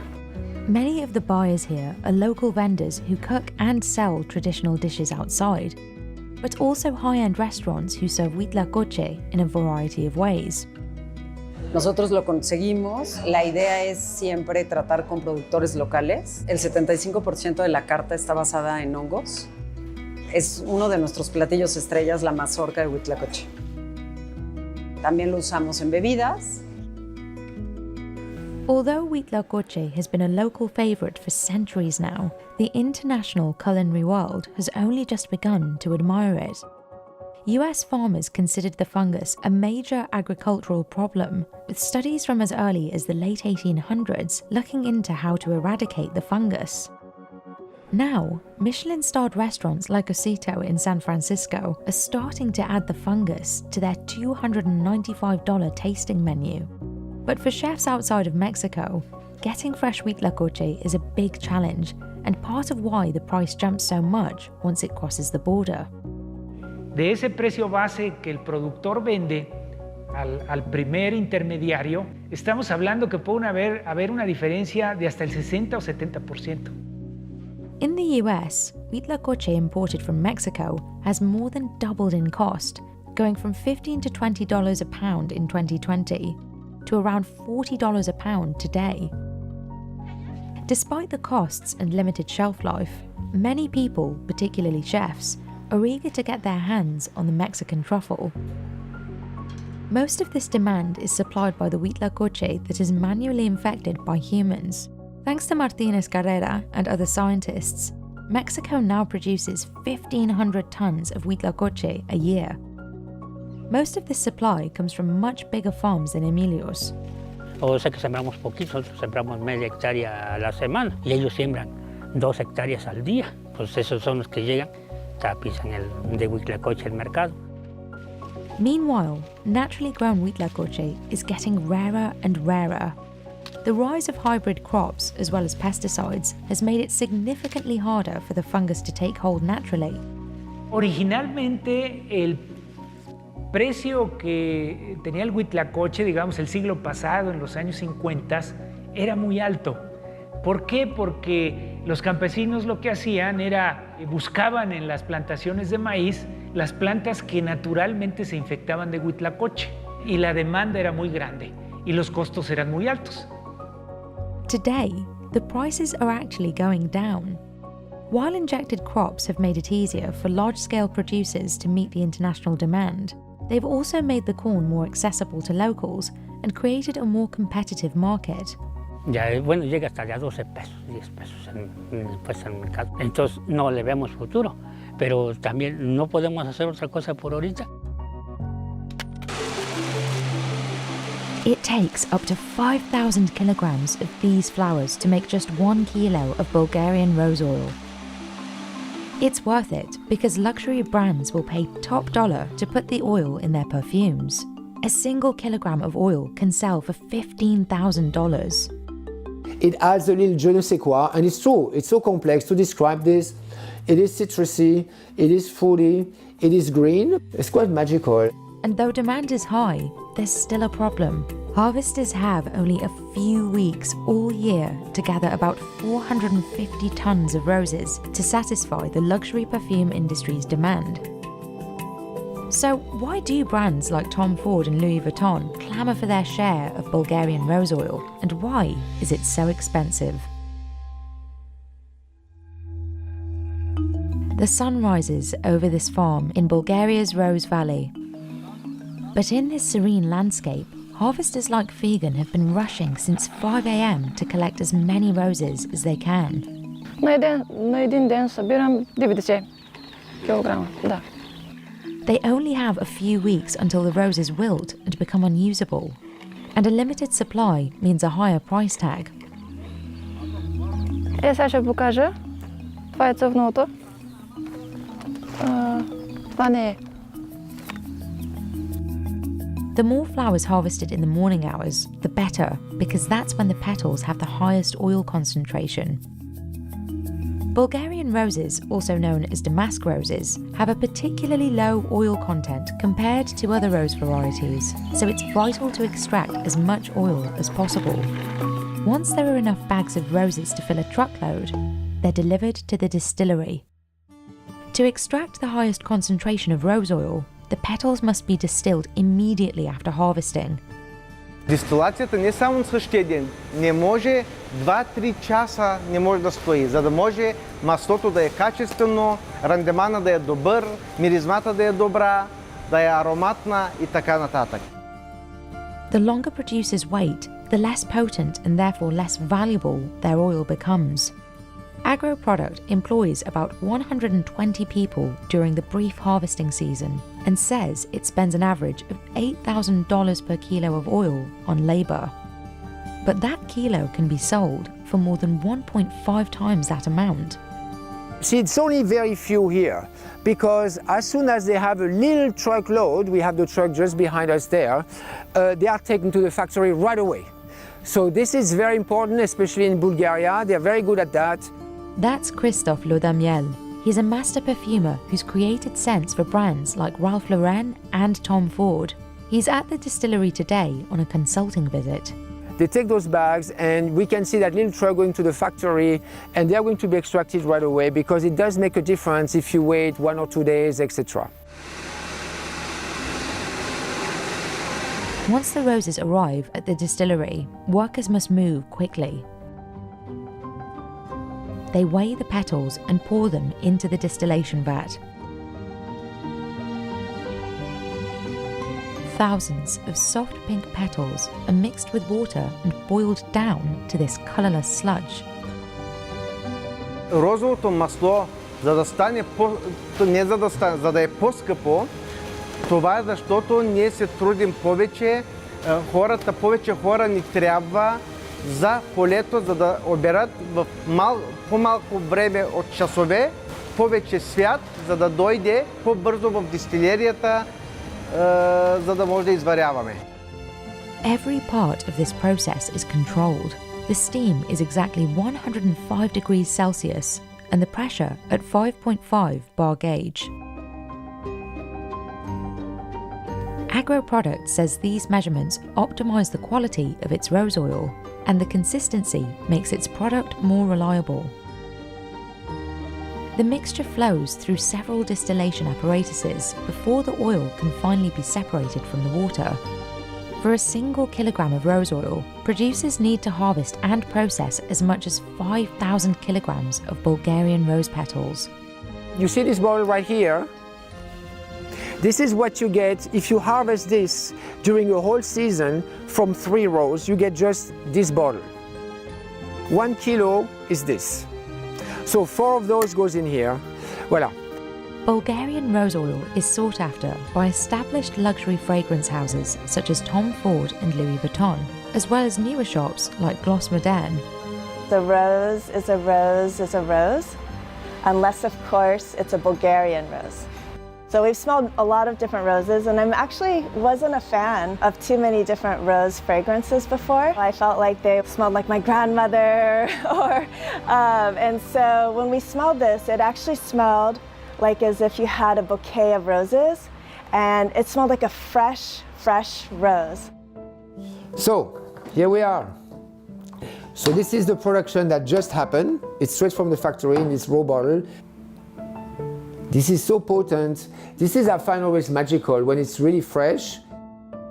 So some of it is a bit offensive, like stringent or almost aggressive because it's so fresh.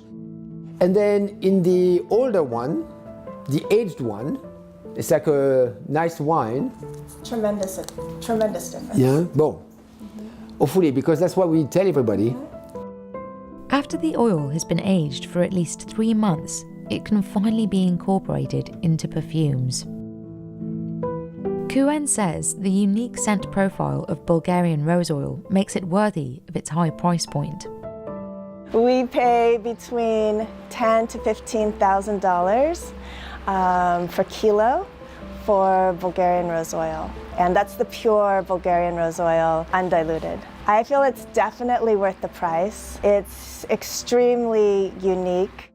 Studies have found more than 300 compounds in damask rose oil, making it more complex than other varieties. The damask rose, or Rosa damascena, originated in the Middle East, where its oil has been extracted since the 7th century. Around 400 years ago, the farmers began cultivating these roses in what's now known as Bulgaria's Rose Valley. And this is one particular thing about this valley, is that it's cold and wet. If you look at other rose regions in the world, some are cold but dry, some are not as high as here. So this is very particular of this terroir here in Bulgaria and gives this richness of the oil. The cooler spring temperatures prevent the rose petals from forming a protective wax, and the humidity allows higher oil saturation in the rose. This year, the season was delayed a couple of weeks because of unexpected rainfall and colder than usual temperatures.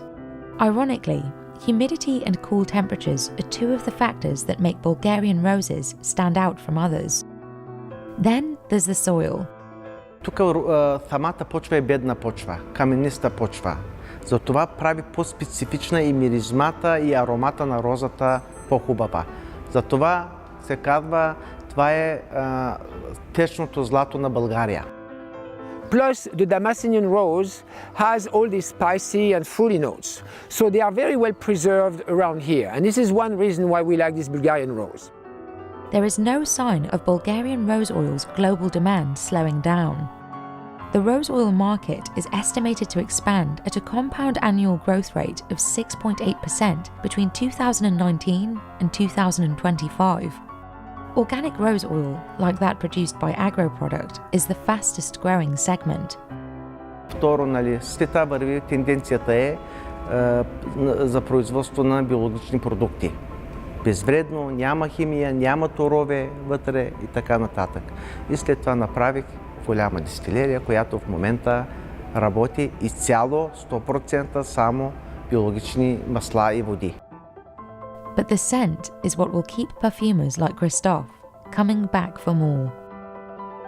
I don't know, I said already, it's one of those notes, you put it in almost anything, it makes it nicer. We had a joke with some other perfumers. We know we have 1 or 2 rose qualities. We know, oh, just put that, just put a little bit, just a little bit, and clack, it gives either sparkle or body to a fragrance. So it's really nice. Carving this bracing is the most crucial step in building a CF Martin & Company acoustic guitar. But you won't even see it on the finished product. This X-shaped pattern of wood under the hood is what gives Martin guitars their signature sound. It'll cost you at least $2,800 for Martin's most iconic American-made model, the D28. But that's nothing compared to the priciest guitar Martin sells, a limited edition dreadnought that goes for $125,000. And on the secondary market, the instruments sell for even more. Some of the oldest in Martin's collection are estimated to be worth nearly $500,000. This is our pre-war D45. This guitar sold for around $240 when it was new, and now it's worth six figures, well into six figures. And while its reputation among celebrities contributes to the brand's popularity, musicians say there's a one-of-a-kind sound a Martin acoustic guitar makes.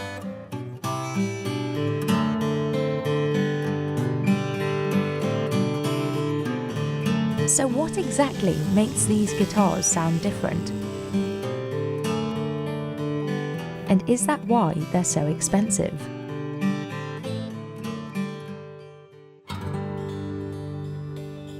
My goal is to make $1 million Martin. Haven't done it yet. Chris Martin IV is the sixth generation of his family to run the company. His namesake, Christian Frederick Martin, founded the company in 1833. I work at a company that makes the best of its kind. I work at a company that makes the real thing. We're not making a commodity. We're not making a copy of a Martin guitar. We're still making the original Martin guitar. Martin employs about 1,100 people across its two factories in Nazareth, Pennsylvania and Navajo, Mexico. The craftspeople in Nazareth work on the high-end models and custom designs.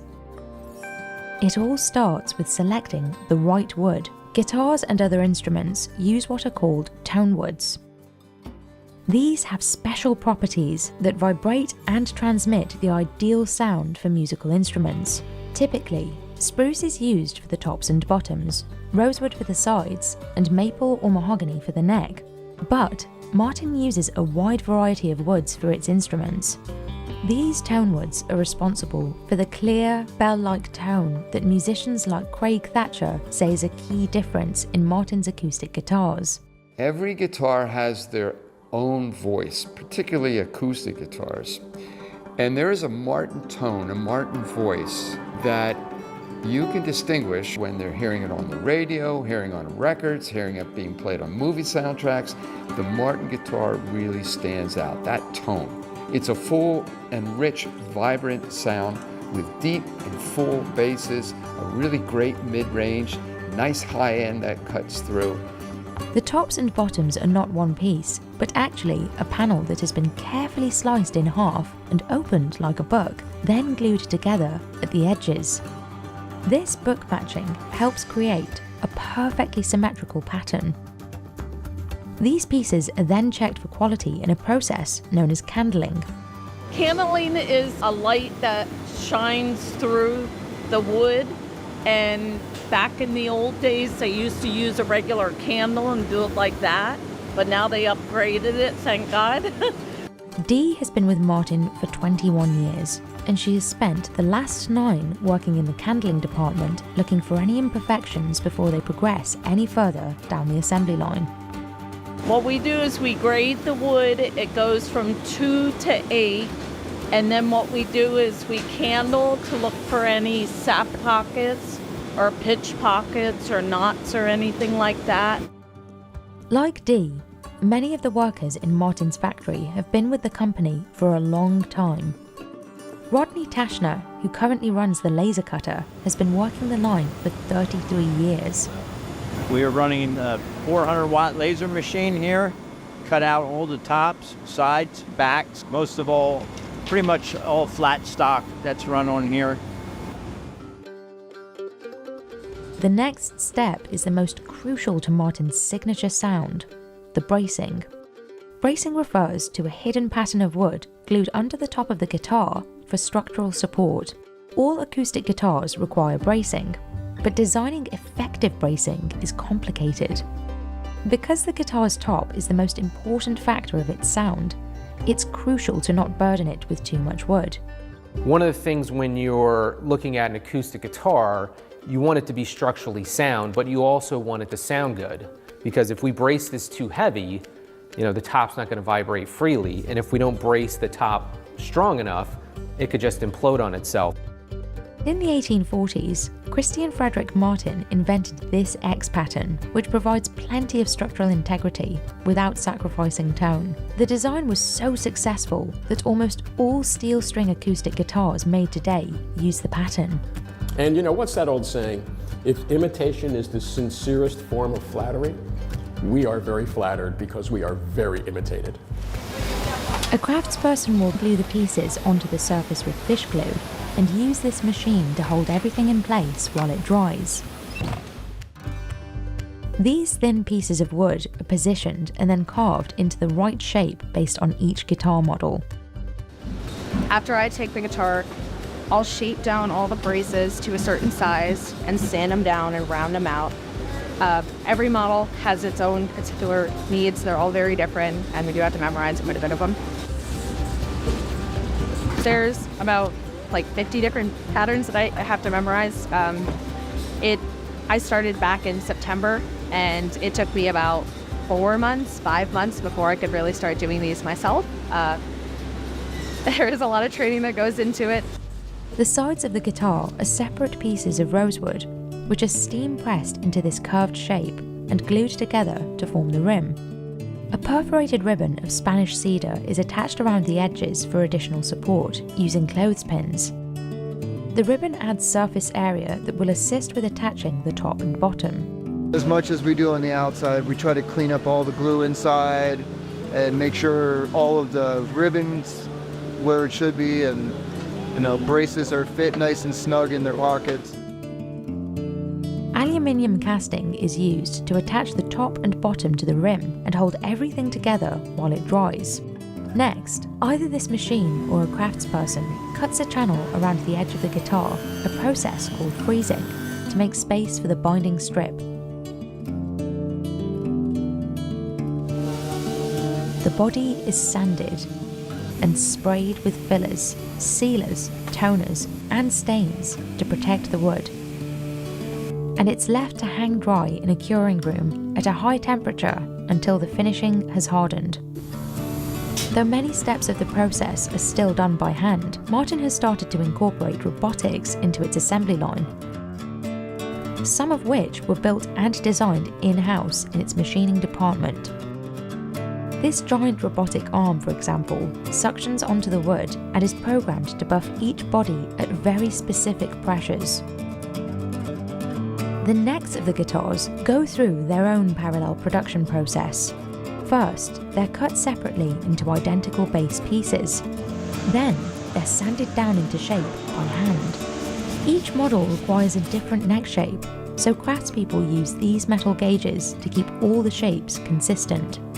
Then the fingerboard, frets and nut are added at stations down the line. But before a guitar can be glued together, a technician will perform a pre-fit to ensure everything aligns perfectly. Steve Miller has worked for Martin for 26 years, and for him, it's a family tradition. Yeah, we have a lot of family. I could sit here and go, my uncle, my aunts, my sister works here. I had a grandfather that worked here. Yeah, we go back, way back, since 1833, so. Once assembled, the guitar goes into this machine called a pleg, which simulates the tension of the strings and makes computerized adjustments to the frets to ensure the guitar is perfectly intonated and playable. But the final and most crucial step is to string up the guitar and play it. Only a human being, like Matt Hotchkiss, is suitable for this task. This is my first job in the factory, yes. I was lucky. I've been a musician for about 8-9 years now. I went to school for music, came out, and then I started working here, and just inspecting guitars has been a dream, so it's been great. My grandfather had an old 76 D35 that I've been playing since I was very young, and it was important to me to work here when I graduated college, just so it lived on through my family and through me. Matthew will make sure everything looks perfect before stringing the guitar, tuning it, and gluing on the pick guard. It does take a steady hand to make sure you get it right, but we do use a little bit of a marking to make sure. We also look for any type of defects within the guitar, like any dents or anything that has happened throughout the process. And last but not least, he will test it out.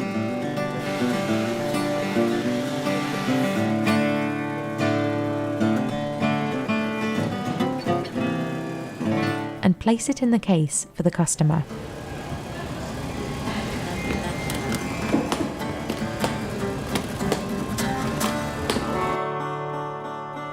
Martin's guitars have evolved significantly over the 200 years of the company's existence. Just take a look and listen to this model from 1834, the oldest guitar in its collection.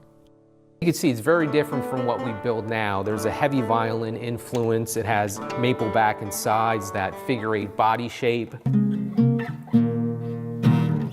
The company invented the iconic extra-large dreadnought-style guitar, named after a World War I battleship. Martin saw a surge in demand for its guitars during the COVID-19 pandemic, with many people stuck at home looking for something to do. It's seen about 20 to 30% growth per year over the last 2 years. So COVID created a guitar boom. It wasn't a boom that was good for everyone in the music industry. It was good for you if you made something that you could play at home or home recording. It was not good if you made giant stadium PA systems. But the popularity of acoustic guitars also means more trees being cut down. So Martin says it's made a big push towards sustainability. They're called rare exotic timbers for a reason, because they're becoming more rare and more exotic. So we not only have to be more judicious in how we use these traditional woods, we absolutely, positively have to look for alternatives. While Martin guitars may be expensive, price isn't the only consideration for dedicated guitarists. When you put the money into a guitar, you expect it to really respond. It's almost like it's a part of you. It's an extension of the artist. And why would you not want to have the best that you possibly can afford? And though high-end guitars tend to age like wines, increasing in value and quality over time, Chris says players shouldn't buy Martins as just a monetary investment. Having a Martin guitar that you can play is more fun than looking at your 401k account. And if at the end of the day your old Martin guitar was worth more than your 401k account, bonus. A single strand of cotton is barely visible. But when woven into a sheet, Egyptian cotton can cost over $900. It's synonymous with luxury.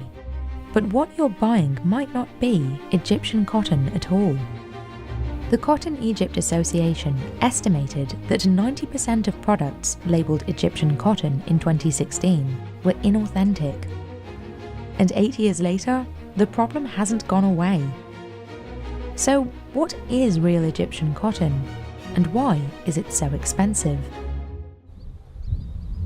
The process of producing real Egyptian cotton often starts here in the Nile River Delta.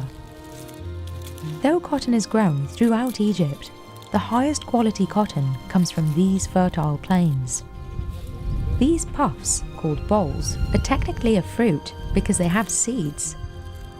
But the real value lies in the hundreds of thousands of fibers each boll contains. القطن ده يعتبر المحصول الرئيسي لدى الفلاح المصري. بزرع قطن عمري كله من 5 سنوات. من سن 5 سنين أنا عمري 73 سنة. بزرع قطن. Al-Sadir grows 2 of the highest quality varieties of Egyptian cotton, Giza 92 and 45. القطن جيزة 92 ده صنف عالي المتانة والنعومة والجودة ومن أعلى الأصناف في الجمهورية. In Egypt, workers pick the highest quality cotton by hand. It's slower than harvesting by machine, but the Cotton Egypt Association says hand picking keeps the fibers intact. Pickers harvest 15 to 20 kilos per day.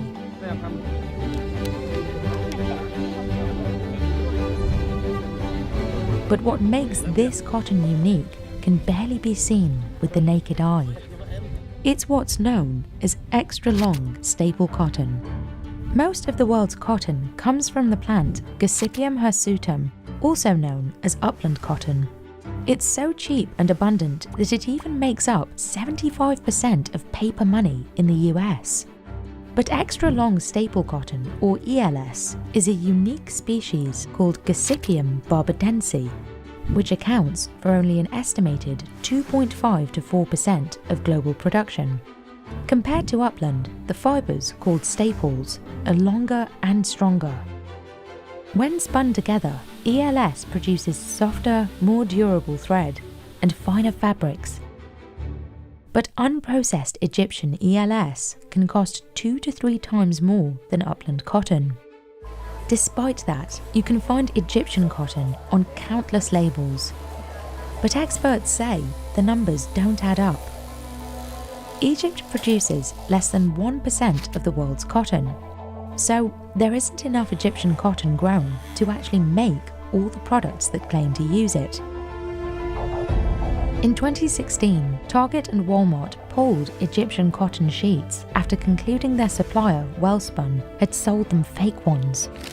Target said Wellspun hadn't used real Egyptian cotton for nearly 2 years. Today, many sellers online say a product uses Egyptian cotton when it might not contain any at all. Like this $25 sheet set from Amazon, which is labelled Luxury Egyptian Sheets but uses microfiber fabric. Or this sheet from Walmart. The title claims it's 100% Egyptian cotton, but the description says it's 100% polyester. After Business Insider reached out to Walmart, the company removed that product page and shared this statement.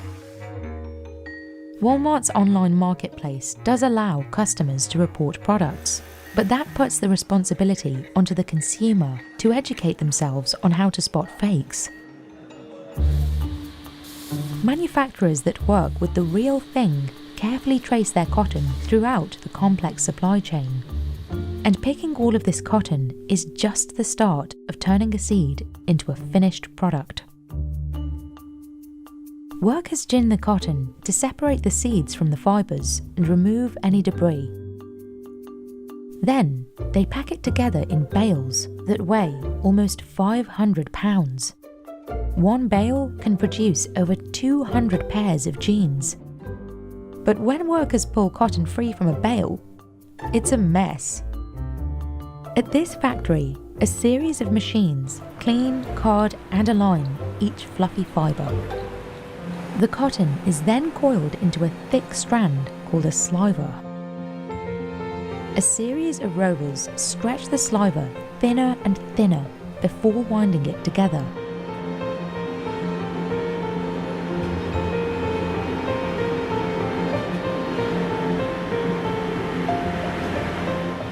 اللي هو زي ده المبروم اللي احنا بنتعامل معاه بعد كده على مكنة الغزل. The final yarn looks wispy, but is stronger than cotton from the bale.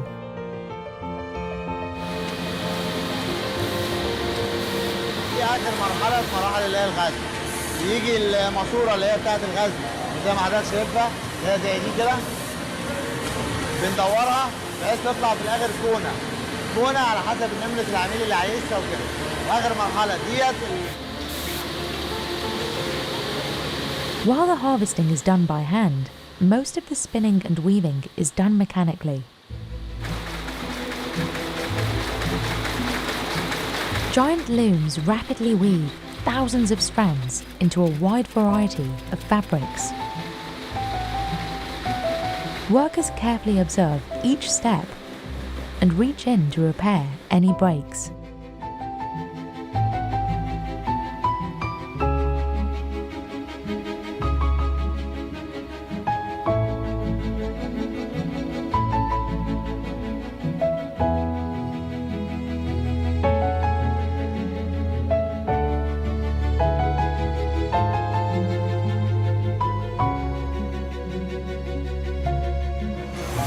The extra long staple, we use it for bedding, and also we use it for some items for the babies.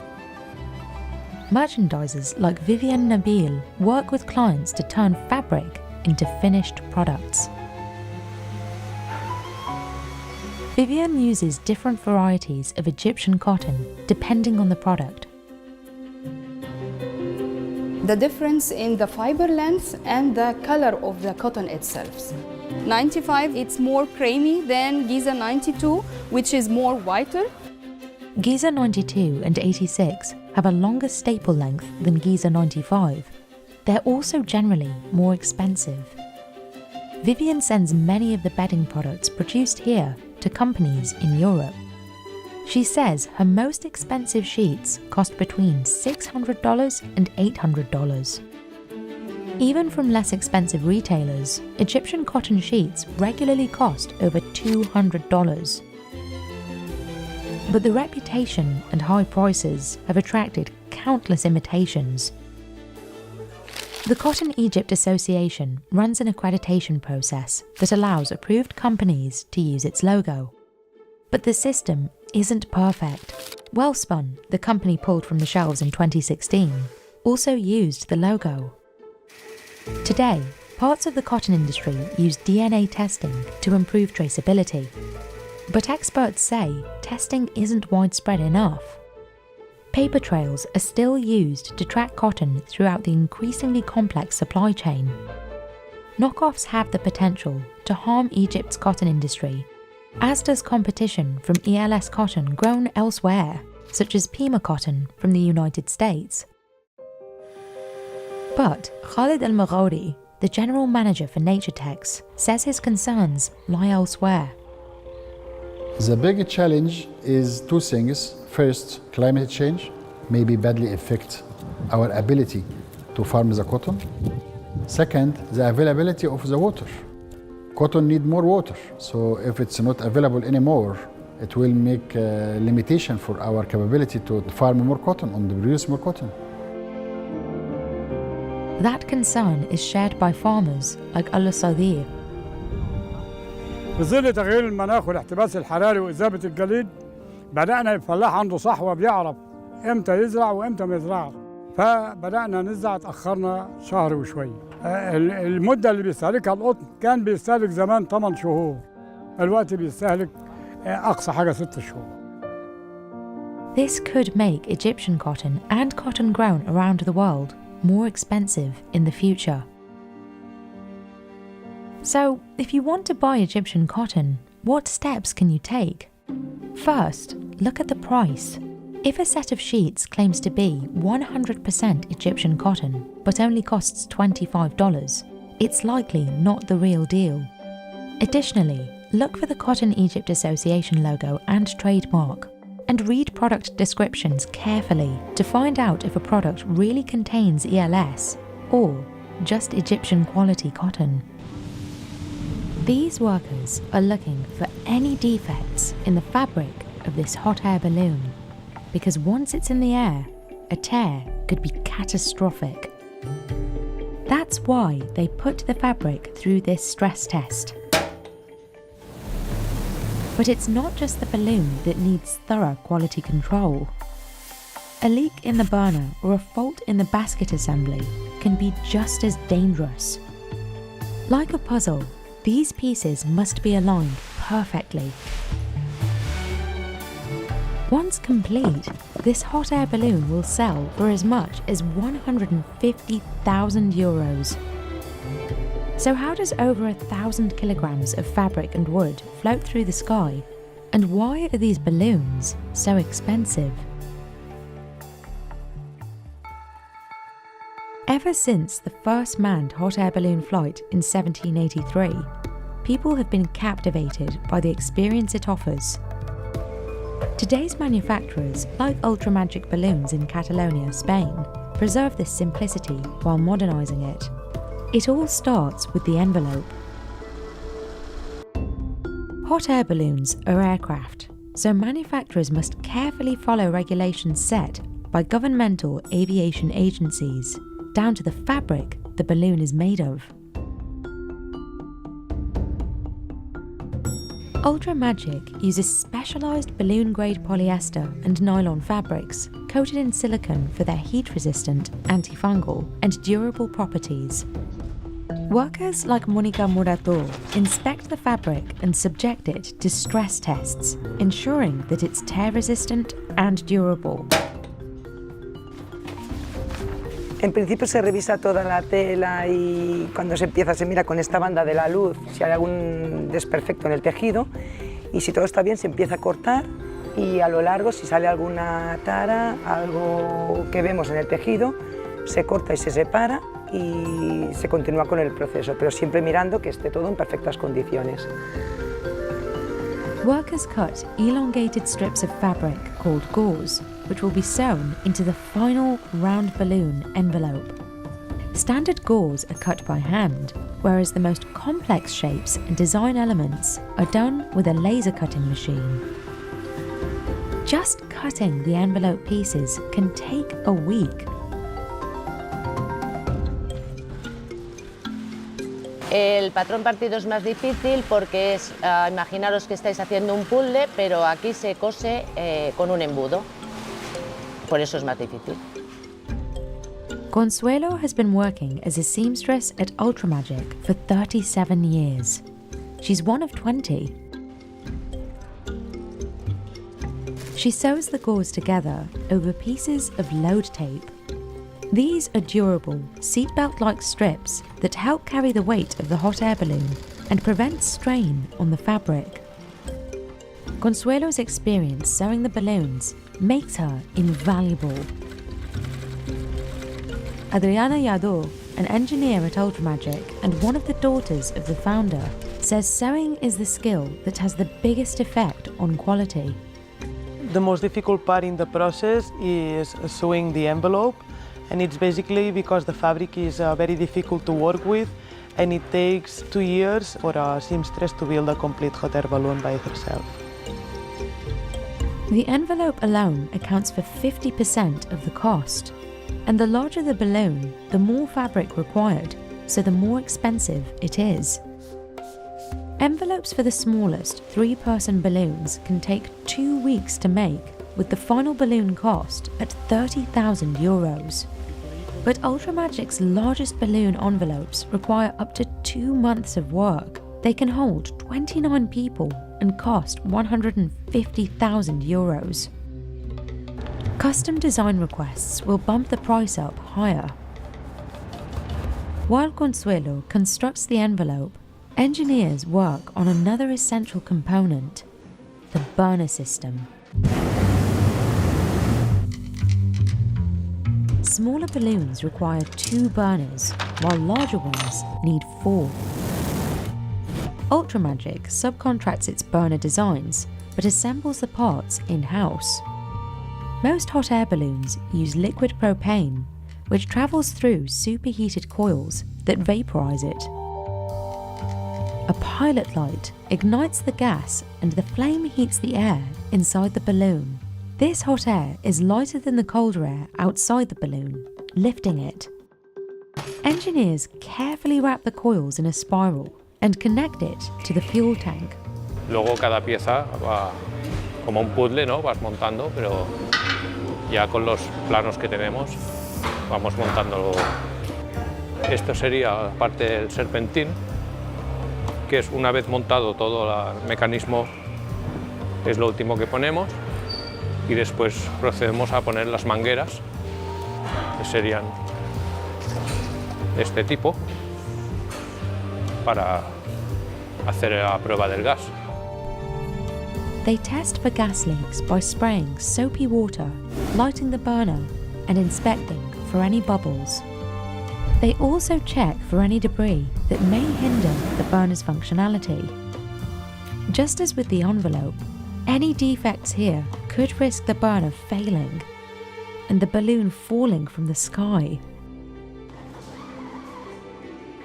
Meanwhile, Samuel Agustin and his team hand-weave the baskets that passengers will ride in. Samuel has been weaving for Ultramagic for 16 years.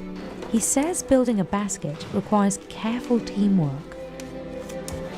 Normalmente trabajamos en parejas, una persona dentro y otra persona la parte del exterior. Y si es una cesta como esta, que es una S14, pues ya desde el principio hasta final son 1 mes, 3 semanas aproximadamente. Pero si hacemos entre 4 personas, a lo mejor 1 mes terminamos.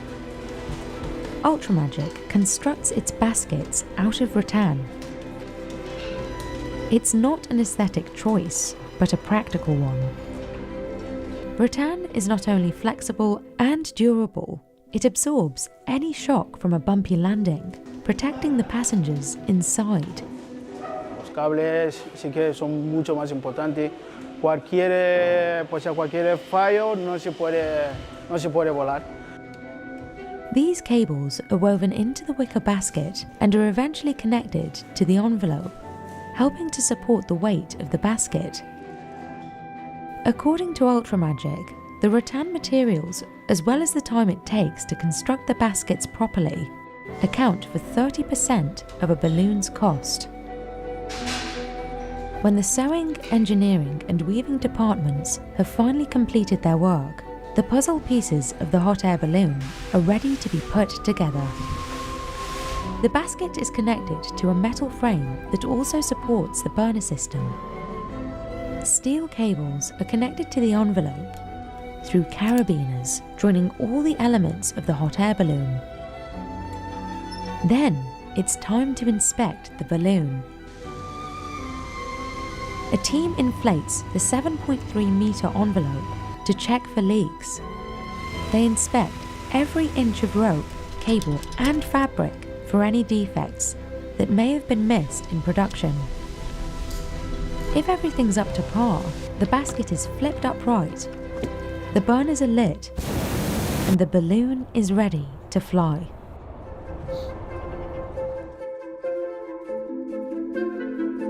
Ultramagic is seeing demand rise, especially in countries with increasing tourism. The company sells its hot air balloons to individual buyers, as well as companies looking to offer commercial balloon rides.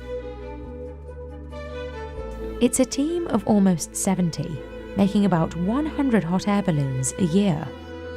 But the company says meeting the growing demand is challenging. It takes time to train its employees in such niche skill sets, so expanding too quickly can come at the expense of quality. Even as the global hot air balloon market is expected to, balloon to $11.5 billion by 2027.